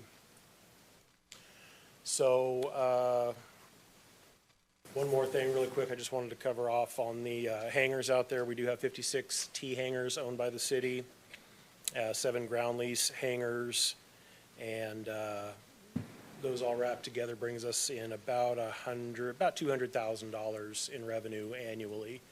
So just another income source that's happening along with our fuels. You know, we want to, on the fuel side, we're trying to remain competitive, but self-sustaining. So with that, is there any questions on the city side of the? We do have a couple of council questions. I think we'll ask you questions before we go to Jennifer. Okay? Yeah. As soon as Okay. as soon as Councilman Goodson's first in the queue. Yeah, I was just curious because I couldn't find the financial stats on this. All of the improvements that you showed us on this presentation, was that all FAA funding? What was the funding source? All of the crack seals and the runway work was all federal funding with some city match dollars on that, 5% on that, I believe. How much city funding? 5% of the total Okay, cost. And 5%. I don't recall the exact numbers on that, but it was. I just in wanted to know the $10,000 percentage. range. Yeah. All So, right. and at this point, I project, like on those upcoming projects, that big rehab project on that 220 runway, I expect Mhm. a couple of years down the road, but the city's portion of that will be about 46,000. Okay. We're setting money aside for that right now, so that's not a big surprise coming at us. Okay. Vice Mayor Smith is in the queue. Yeah, actually, Councilwoman Goodson kind of teased that out, that it's important for the folks, given our previous conversation about our budget, that the airport has a lot of potential for revenue positive and also FAA funding, so those sources are not the general revenues from the city. And so a lot of these projects are funded, and where we do put in like 5%, it's covered by other revenue sources that the airport generates. I just think that's important. Yes, yeah, for sure. That's pointed out. Anyway, second- and then I also wanted to ask one other thing about the gates.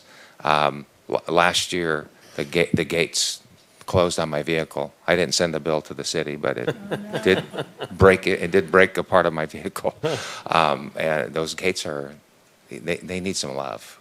And so, where are we at with that process? So we'll be looking at putting in some single gates out there. That's kind of I would say it's a heavy lift, but that's where that's up or at. We addressed that issue once that happened. The trajectory of the new sensor on that was a new opener. I think I told you that day. Mhm. And it was shooting underneath. You had kind of a high profile Yep. vehicle, and it shot underneath that. So in the amount of time that it took to get through that's what happened. So we've increased the open time on that and adjusted the sensors to where it actually shoots at an angle. So whether you're in a low vehicle or whether you're in a high vehicle, it's going to catch that. Okay, thanks. So yeah, you're welcome. Thank you. Good presentation. It's always nice to see about the airport and all the fun activities going on out there.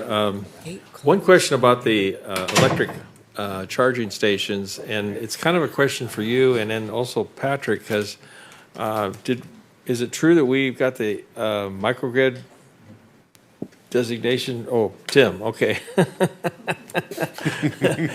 The microgrid possibility for the airport and those facilities, could that help to something down the line? That's still a possibility. I anticipate some news coming out about that relatively soon, but that would help out on this electric All right, plane good. thing. Thank you, sir. Appreciate your presentation. Councilman Reynolds is in the queue before we go to Jennifer. Thank you. So my question is about the gate also, because we had a lot of problems out there for years with those gates, even emergency personnel getting in and out because they wouldn't open.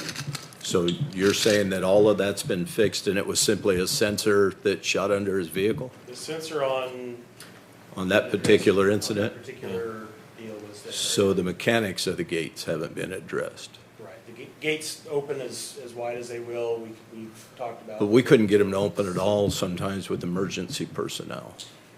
And I've addressed the emergency personnel thing with both the fire and the police department. I've assigned out a phenomenal amount of cards.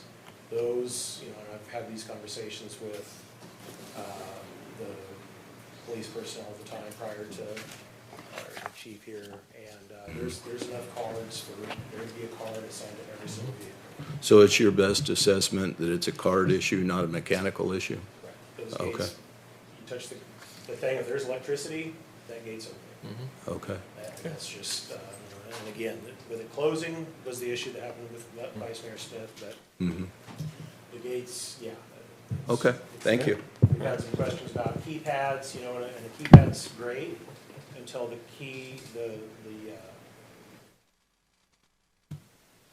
code is given up to somebody else. Yeah. Their security goes up. Yeah. Anybody can share that number with anybody, and Right. that's going. So the key cards are nice, but they are a challenge as well for those that don't have cards. Okay. For the most part that unfortunately, there's 500 plus of those cards floating around out there. I've done my best to delete as many of those as I know from people that are no longer there, from people that are deceased. And to try to clean that up. Kind of some antiquated hardware out there, but you know, again, we're working through that. As far as the function of the gates themselves, unless somebody crashes into them, and that happens, like go too fast, gate starts to open, forget that they have a trailer on, bang, and then Okay. it turns into a thing. All right, thank you. Thank you. Appreciate that. Welcome, Jennifer. Hi.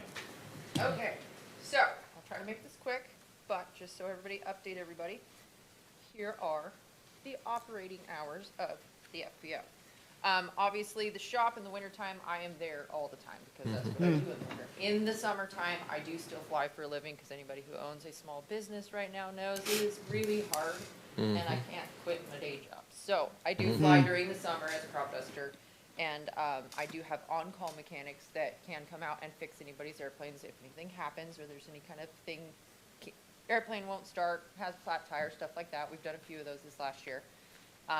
So shop area hours do vary in the wintertime, but the summertime, but in the wintertime, we are always there. And then I do have a girl that works up front all the time now. I had a few issues with my previous employees and their reliability, but that has been fixed. Good. This is kind of gives everybody an idea of what it is that I do. I'm not just like a regular airplane mechanic. I have kind of a specialized skill set. I do work on airplanes, but I primarily work on helicopters, and I primarily do component overhaul on helicopters. So it's and a very specific type of helicopter. I have a very small set of skills. But just to list some of them off, I do helicopter component overhauls, like transmissions, telemeter gearboxes, masts, all that stuff. I also do off-site stuff like track and balance on helicopters, weight and balances, and then we do still work on a few airplanes during the year and do some annual inspections. So we do still work on airplanes, just not quite as much. Impressive. So a couple things that maybe you guys or everybody is not aware of that we do out there. There has been, we just talked about the medical people, there are lots of times that there are like organ transplants that happen in the middle of the night, and they have crews that fly in and they have to sit there and wait for hours, sometimes waiting for the organs to be harvested and brought to them so that they can take them out to their respective new homes. And so we will sit at the airport with these people for hours and sometimes fuel them, sometimes whatever, but we will sit out there with them, and we are available for stuff like that in the middle of the night should that come and be needed. We also do deal with a little bit of catering service and stuff for the bigger airplanes that come in. Like a lot of duck hunters like to have their fancy meals and stuff when they fly in and out. So we do a little bit of that, coordinating with the catering and stuff, but it's not a ton. I mean, I can't say this is happening on a, weekly basis, but we do support those people and we are there when they need us. So we do call out things. Fuel truck. Chime in really quick on the things that she does do all that stuff, and those things obviously unfold very quickly. They'll call generally me to say, hey, we're coming in for Mhm. a transplant type of thing. Yeah, we don't get a week's notice. Mm. It's like that. We'll be there in an hour. Yeah, and Yeah. then I'll get a call within 15 minutes of another one. Sometimes there's up to 4. Mm. Come in and they're getting organs Mhm. and they're going all over the United States from Oregon. Mhm. So, and again, that happens, that's a phone call. So you're on call? Yes. Yeah. Mhm. Yeah, basically, like, and we are, and that's one of the things, even with the fuel truck, I don't mind fueling anybody or doing after hours. That's something Mhm. we're available for. I just require, you know, if it's not a medical emergency like that, I do ask for notice. Mhm. Obviously, if it's something that Sure. has to be handled, I can make it happen, but for the most part, you know, 24-hour notice, I will be there anytime, day or night, if you need me, but please show up.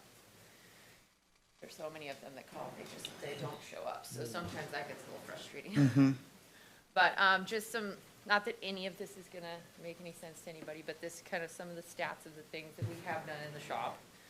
We've done a couple helicopter transmissions, some swash plates, and scissor and sleeves, and gearboxes, and mast assembly overhauls. I've done, you know, a few annuals on some airplanes this year, and then we've done a bunch of call-out stuff too on some helicopters.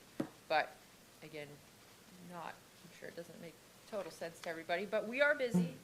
We are busy. It's the GA side of things, the general aviation side of things, is a little slow just because discretionary income is not what it used to be, and gas prices and the prices of groceries, pretty much the price of everything has gone up, and our ability to have fun has gone down. A lot of GA is, you know, hobby. It's a hobby for a lot of people. That's one of the reasons that I do kind of stick to the helicopter side of things, is just that financially, you know, most people do not own helicopters for fun. It's a business, it's something that they do to make money, so it's just, it tends to be a little more reliable as far as clientele is concerned. I have a decent number of people that I work for, and they're all struggling too, don't get me wrong, but they still gotta pay their bills, they still need their aircraft to fly. You know, they don't get to just not fly because they don't have the money right now. More stuff. So question, Yes. have you considered contracting with the sheriff? I don't know that me, as a single person, has the Oh, okay, I got it. resources to provide to them what it is that they need.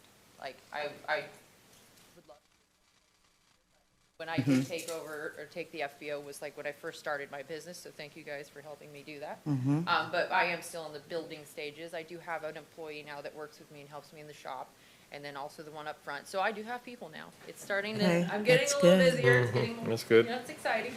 New stuff happening. But, yeah, unfortunately, I don't think I could provide them what they Mhm. need yet. There you go.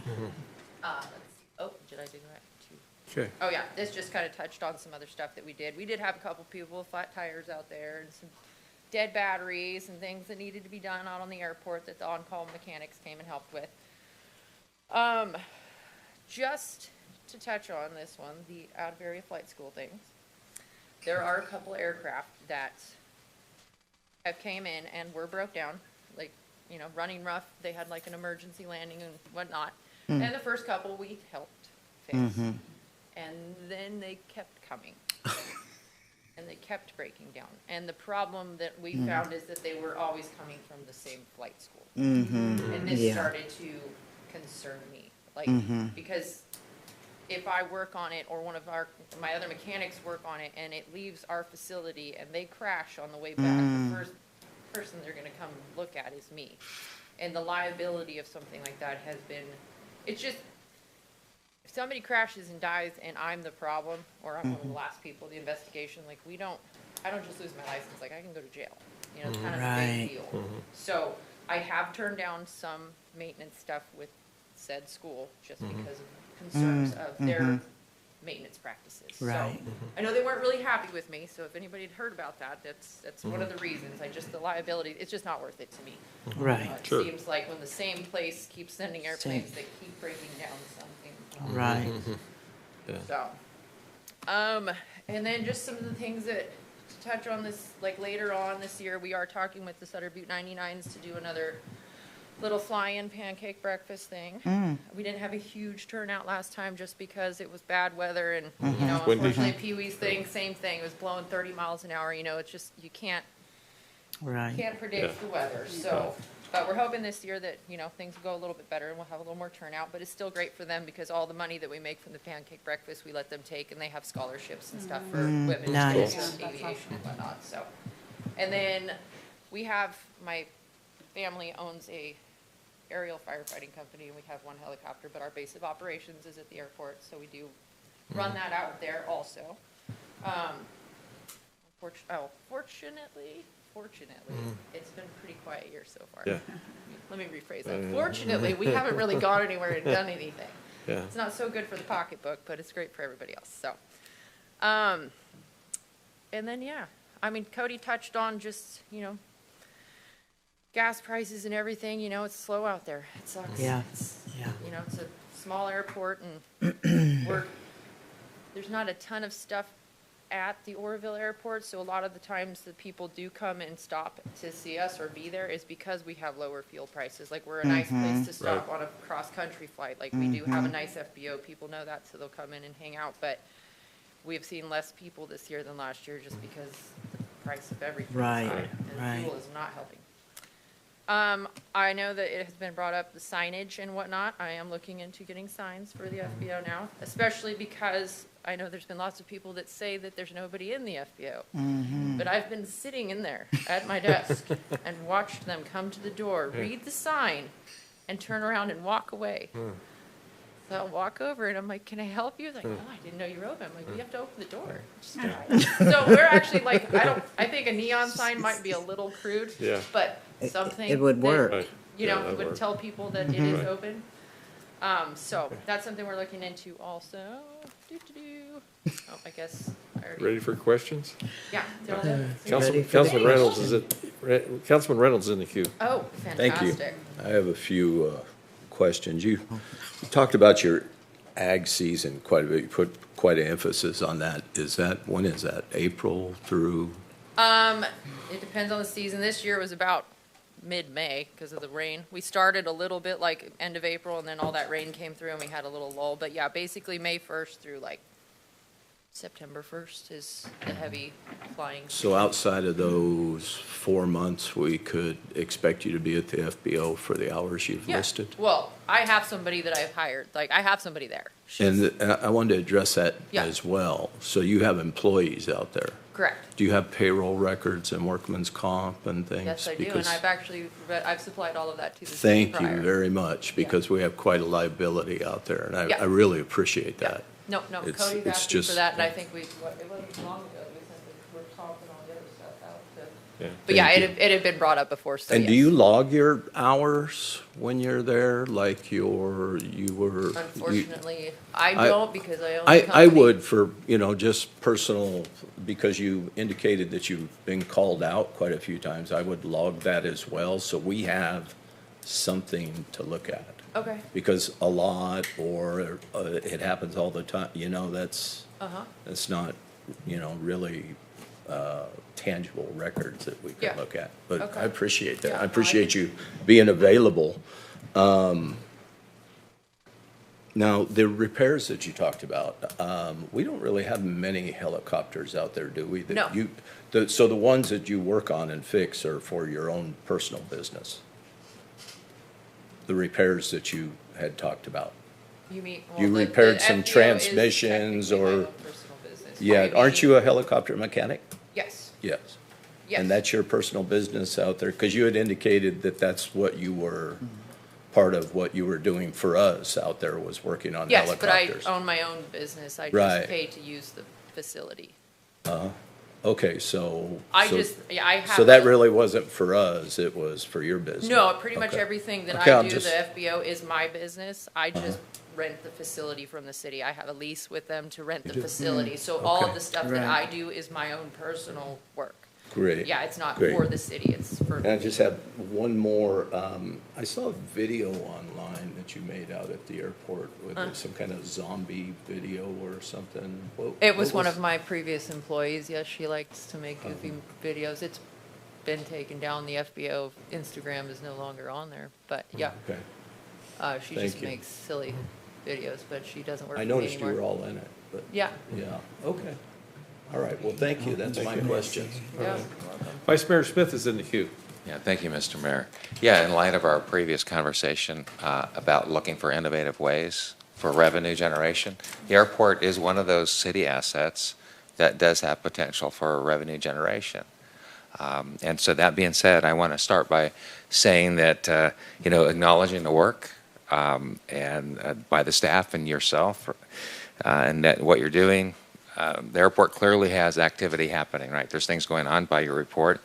And I don't want this, my next few comments to come off as criticism of the people doing the day-to-day work.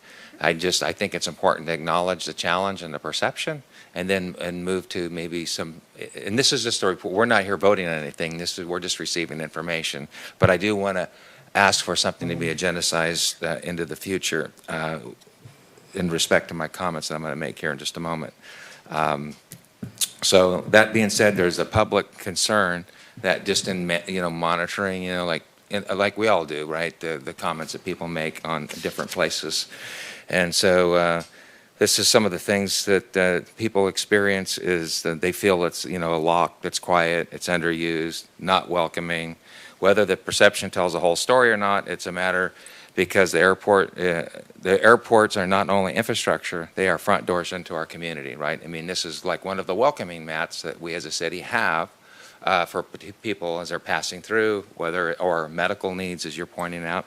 So the issue I want to focus on is the customer experience and business development opportunity. If pilots, visitors, former users of potential aviation businesses are asking why the building feels inactive, where services are, or where, and this is just I deduced all the comments to make this statement. Okay, so rather than reading a bunch of random comments. So where services are, or whether the city is looking for operators, then we need to make the process clearer and more inviting.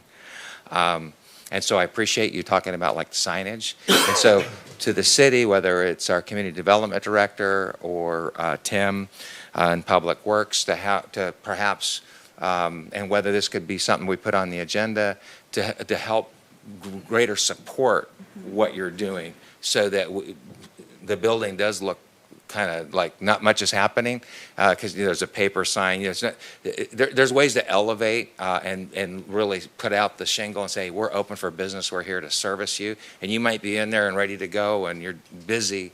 But I think it would be important, again, as one of those front doors that the city has, how we could come alongside and facilitate that process, just like you're talking about with the golf course and, the funding issue, right? But they provide food services for pilots coming in. There's a lot going on there.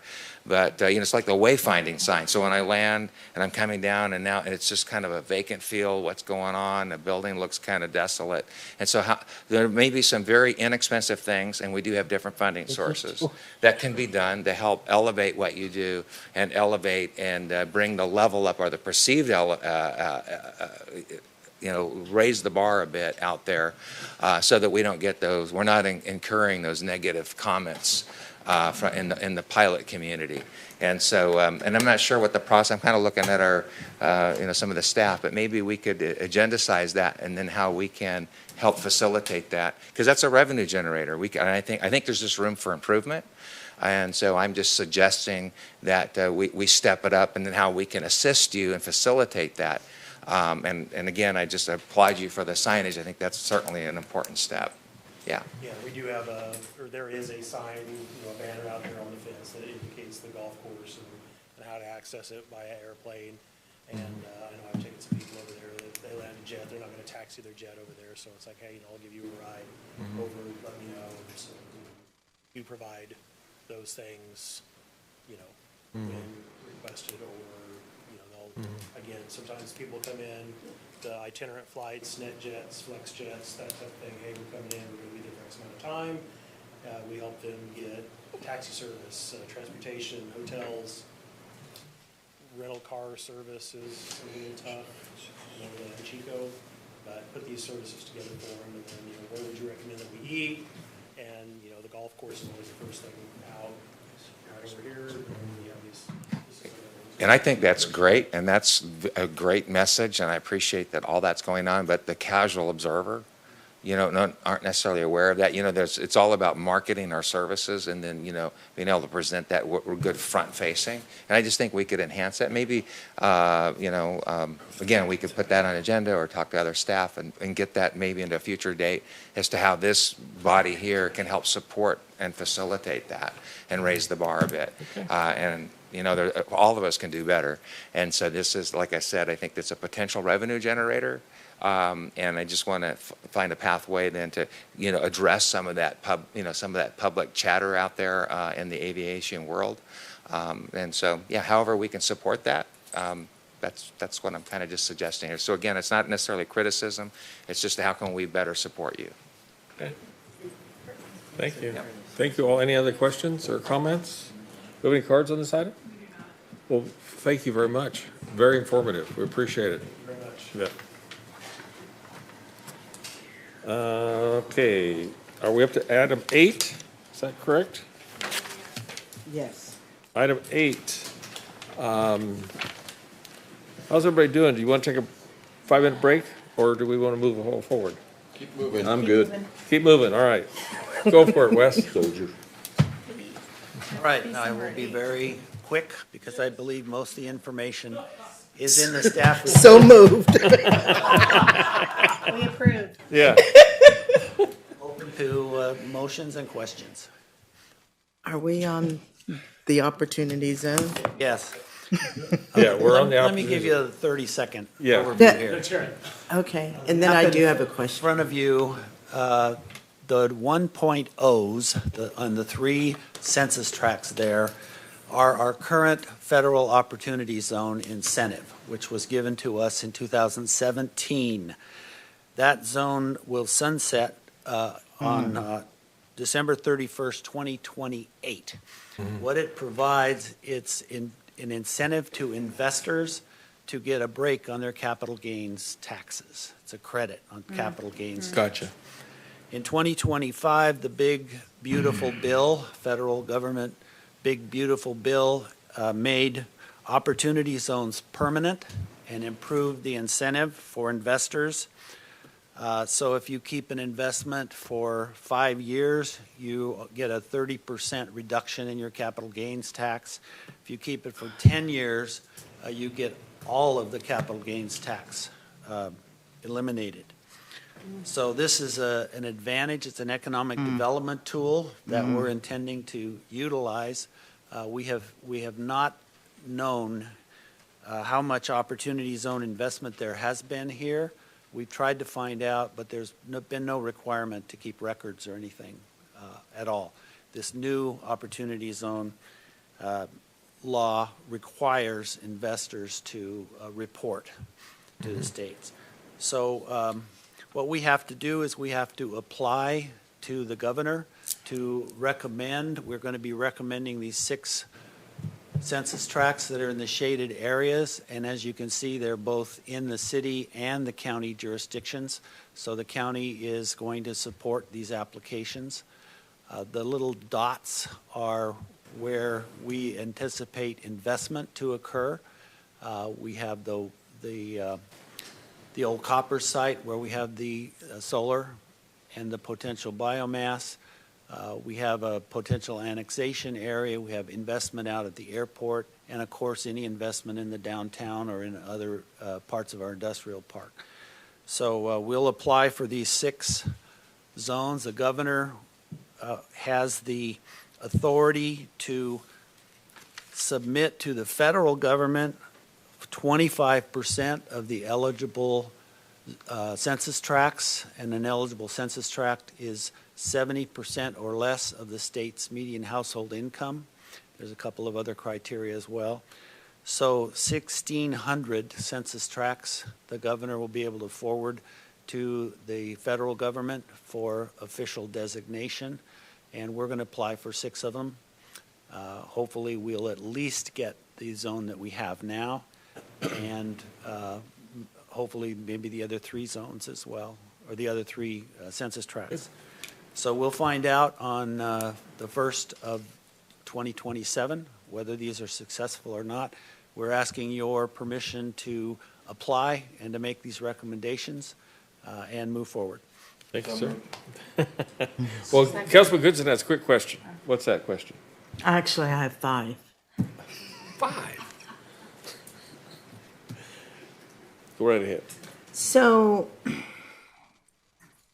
is there any way that the council could put something in place to ensure that our city, and I'm going to say specifically certain districts that start with E, receive equitable investment and not just land speculation? Because we get a lot of that. People that buy land just to flip it later for a profit, holding property without developing it and waiting for government actions to increase the land value. You know, we see this all the time. So I would like to see something in place just to ensure us that we don't continue to see that. And then my other question is, so does the city, what criteria can the city use to make sure that this opportunity zone supports projects that align with our community's needs, housing, local hiring, and avoiding environmentally risky development?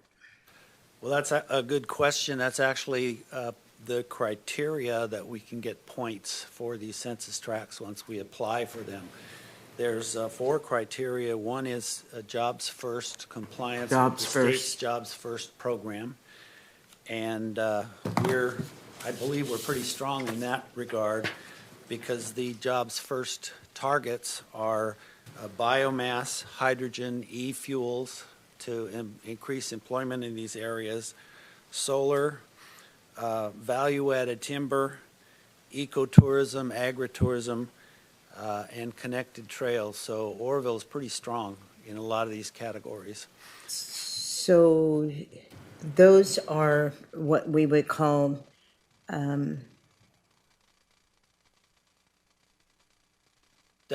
you have already figured out the nomination for these tracks. Yes. Yeah. Okay. And they're shovel-ready. Shovel-ready is one of the other criteria, which we're going to try and justify. Affordable housing is another criteria, and as you know, the city is awash in affordable housing right now.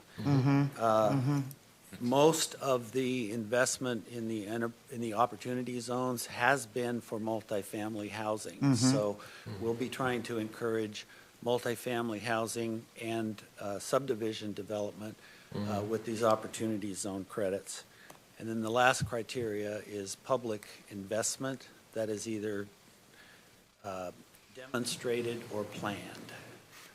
So as you know, or as you can see on the map, the opportunity zone includes downtown, it includes the airport, includes Feather River Boulevard, includes South Side, and it includes most of the, in fact, all of the areas that we anticipate investment to occur soon. Soon. As soon as we can help arrange it. It is compatible and aids in our Oro Verde project investment and some of the other energy programs that we're looking forward to. Well, you've worked really hard on this for quite a while, so I appreciate that. Thank you.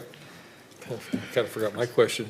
In these opportunity zones, does it run through city staff to make this happen for the investor? It does not. Okay. It is strictly a federal tax calculation that an accountant does for the investor. Does it commingle with the BDO, the biomass development opportunity zones? The BDO is I don't believe it has any actual hard incentives. Okay. It's an opportunity to promote and market Gotcha. the biomass zone, and we'll be doing that in coordination. Thank you, as sir. well. Appreciate the presentation. Councilman Reynolds has a question. Thank you. That's what I wanted to recommend, was offering incentives to developers. And, I mean, there has to be something to attract them to this area. It doesn't do them any good to come, especially to a blighted area, to make an investment in it if they have to pay the same as the fees down the street. So I would recommend some incentive devices to attract them. Thank you. I think that's an excellent idea. We'll start putting together flyers and brochures and things that make sure that every potential investor yeah. sees these things. It's a good idea. Councilman Johnstone's in the queue.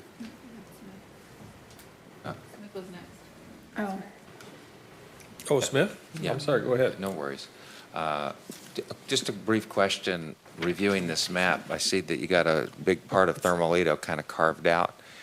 And I was just kind of wondering why. For an example, I'm on the Air Quality Management Board, and that is one of the only areas around Oroville that's eligible, like for grant funding for a replacement of like stoves and whatnot, because it's been identified as an economically challenged zone. So it's kind of counterintuitive for me why we would exclude that. These are the designated census tract boundaries, so we have no control over that. You don't. Okay. In fact, the Opportunity Zone designation requires that you use these census tract boundaries. Gotcha. We can't modify those. I see. Okay. It's just I find that kind of strange, given sitting on another board, that area is identified as needing help, right? And then here it's excluded. I just find that fascinating. Thank you. Ditto. All right. Councilman Johnstone. Thank you. So I'm kind of going to piggyback off of Councilman Reynolds. As far as marketing, like it's going to be amazing if we do get all of this, but how are we going to market it to developers to say, hey, come and invest in, this community that we've had such trouble getting investors to come? And We actually have been, and we have developers that are really interested in coming. Sorry. Like some of the developers that we've been working with are, we got the hook in them because of this program. So the Opportunity Zone that exists already has some traction, some people that are interested in this. Just expands it out through most of the whole city, except for like one little part. okay. There are also many, many tried and true economic development tools and tactics that the city has not used a lot recently, so. Let's use them a lot. Yeah. We can start doing Good it. idea. Thank you. All right. Any other questions? If not, I'll entertain a motion for resolution number. Go ahead. As much as I want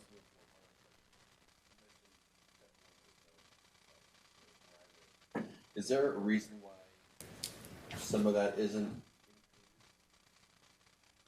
Can you flash? Well, basically, it's residential area without much commercial potential. I'm going to say that just for that reason, and who knows what the census tract is they're using.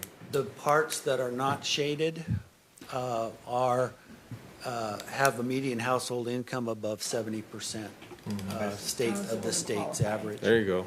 Thank you, sir. All right. All right. Any other questions? I'll move. All right. I entertain a motion. Mr. Mayor, Yes. before we make that motion, my apologies. A typo was noted on the resolution. I just want to make a note that we're going to make that correction. It's Okay. the city manager. We'll replace that with city administrator.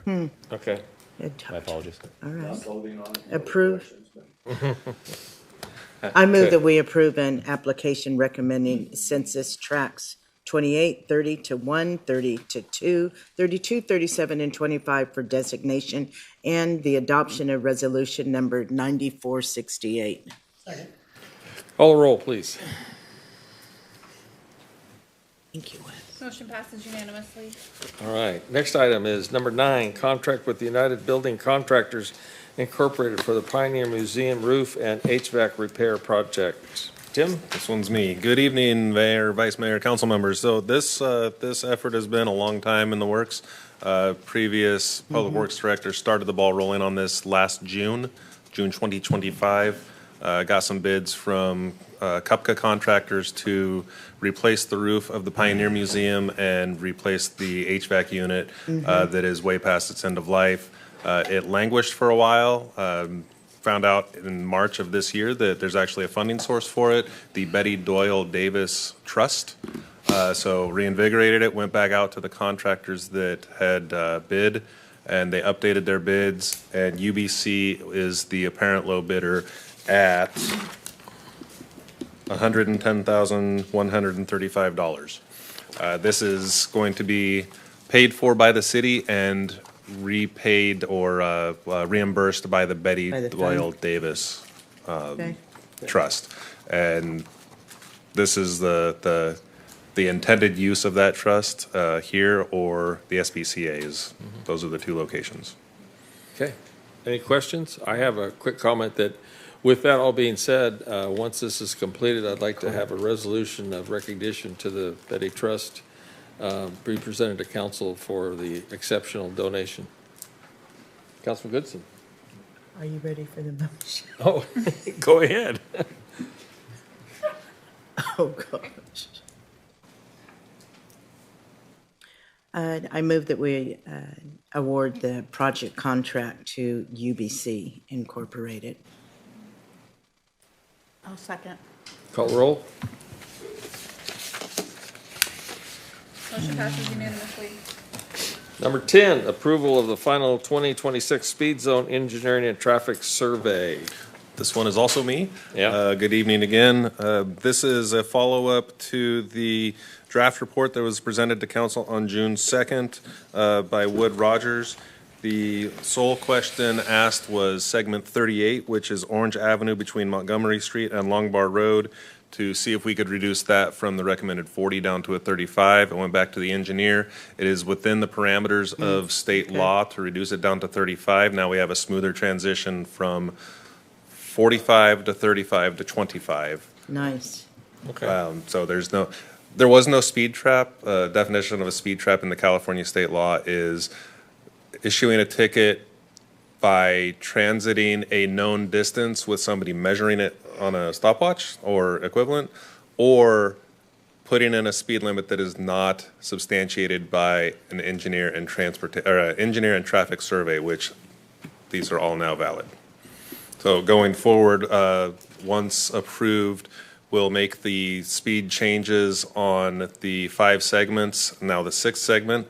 Those will be effective 30 days after the new speed limit is posted. The others are all effective once approved. Okay, any questions or staff? No comment cards? No. I'll make a motion to. Second. Call roll. Motion passes unanimously. Thank you. Number 11 is the reappointment of Chris Logue to the Housing Loan Advisory Committee. So moved. Second. Call the roll, please. Item number 12 is the appointment of Joseph Valenzuela to the Orville Park Commission. So moved. Huh? What? Question? So moved. So move. Call the roll. Did you make the motion? Yes. She got it, yeah. And then item number 13 is appointment of Rosanna Rosales Arras to the Citizens Oversight Committee, Measure U Committee. So moved. Call the roll. I want to thank all these people volunteering for their time. Yes. It's very much appreciated.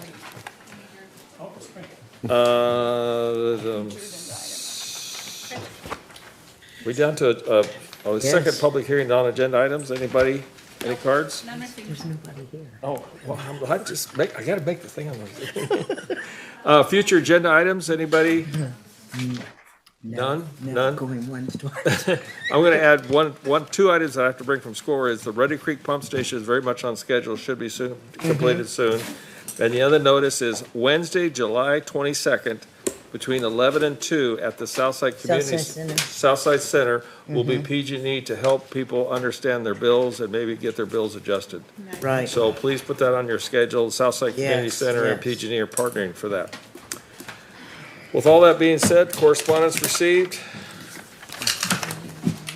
The meeting essentially will be adjourned tonight at, for the next regular meeting to be held on July 21st, 2026 at 4 p.m.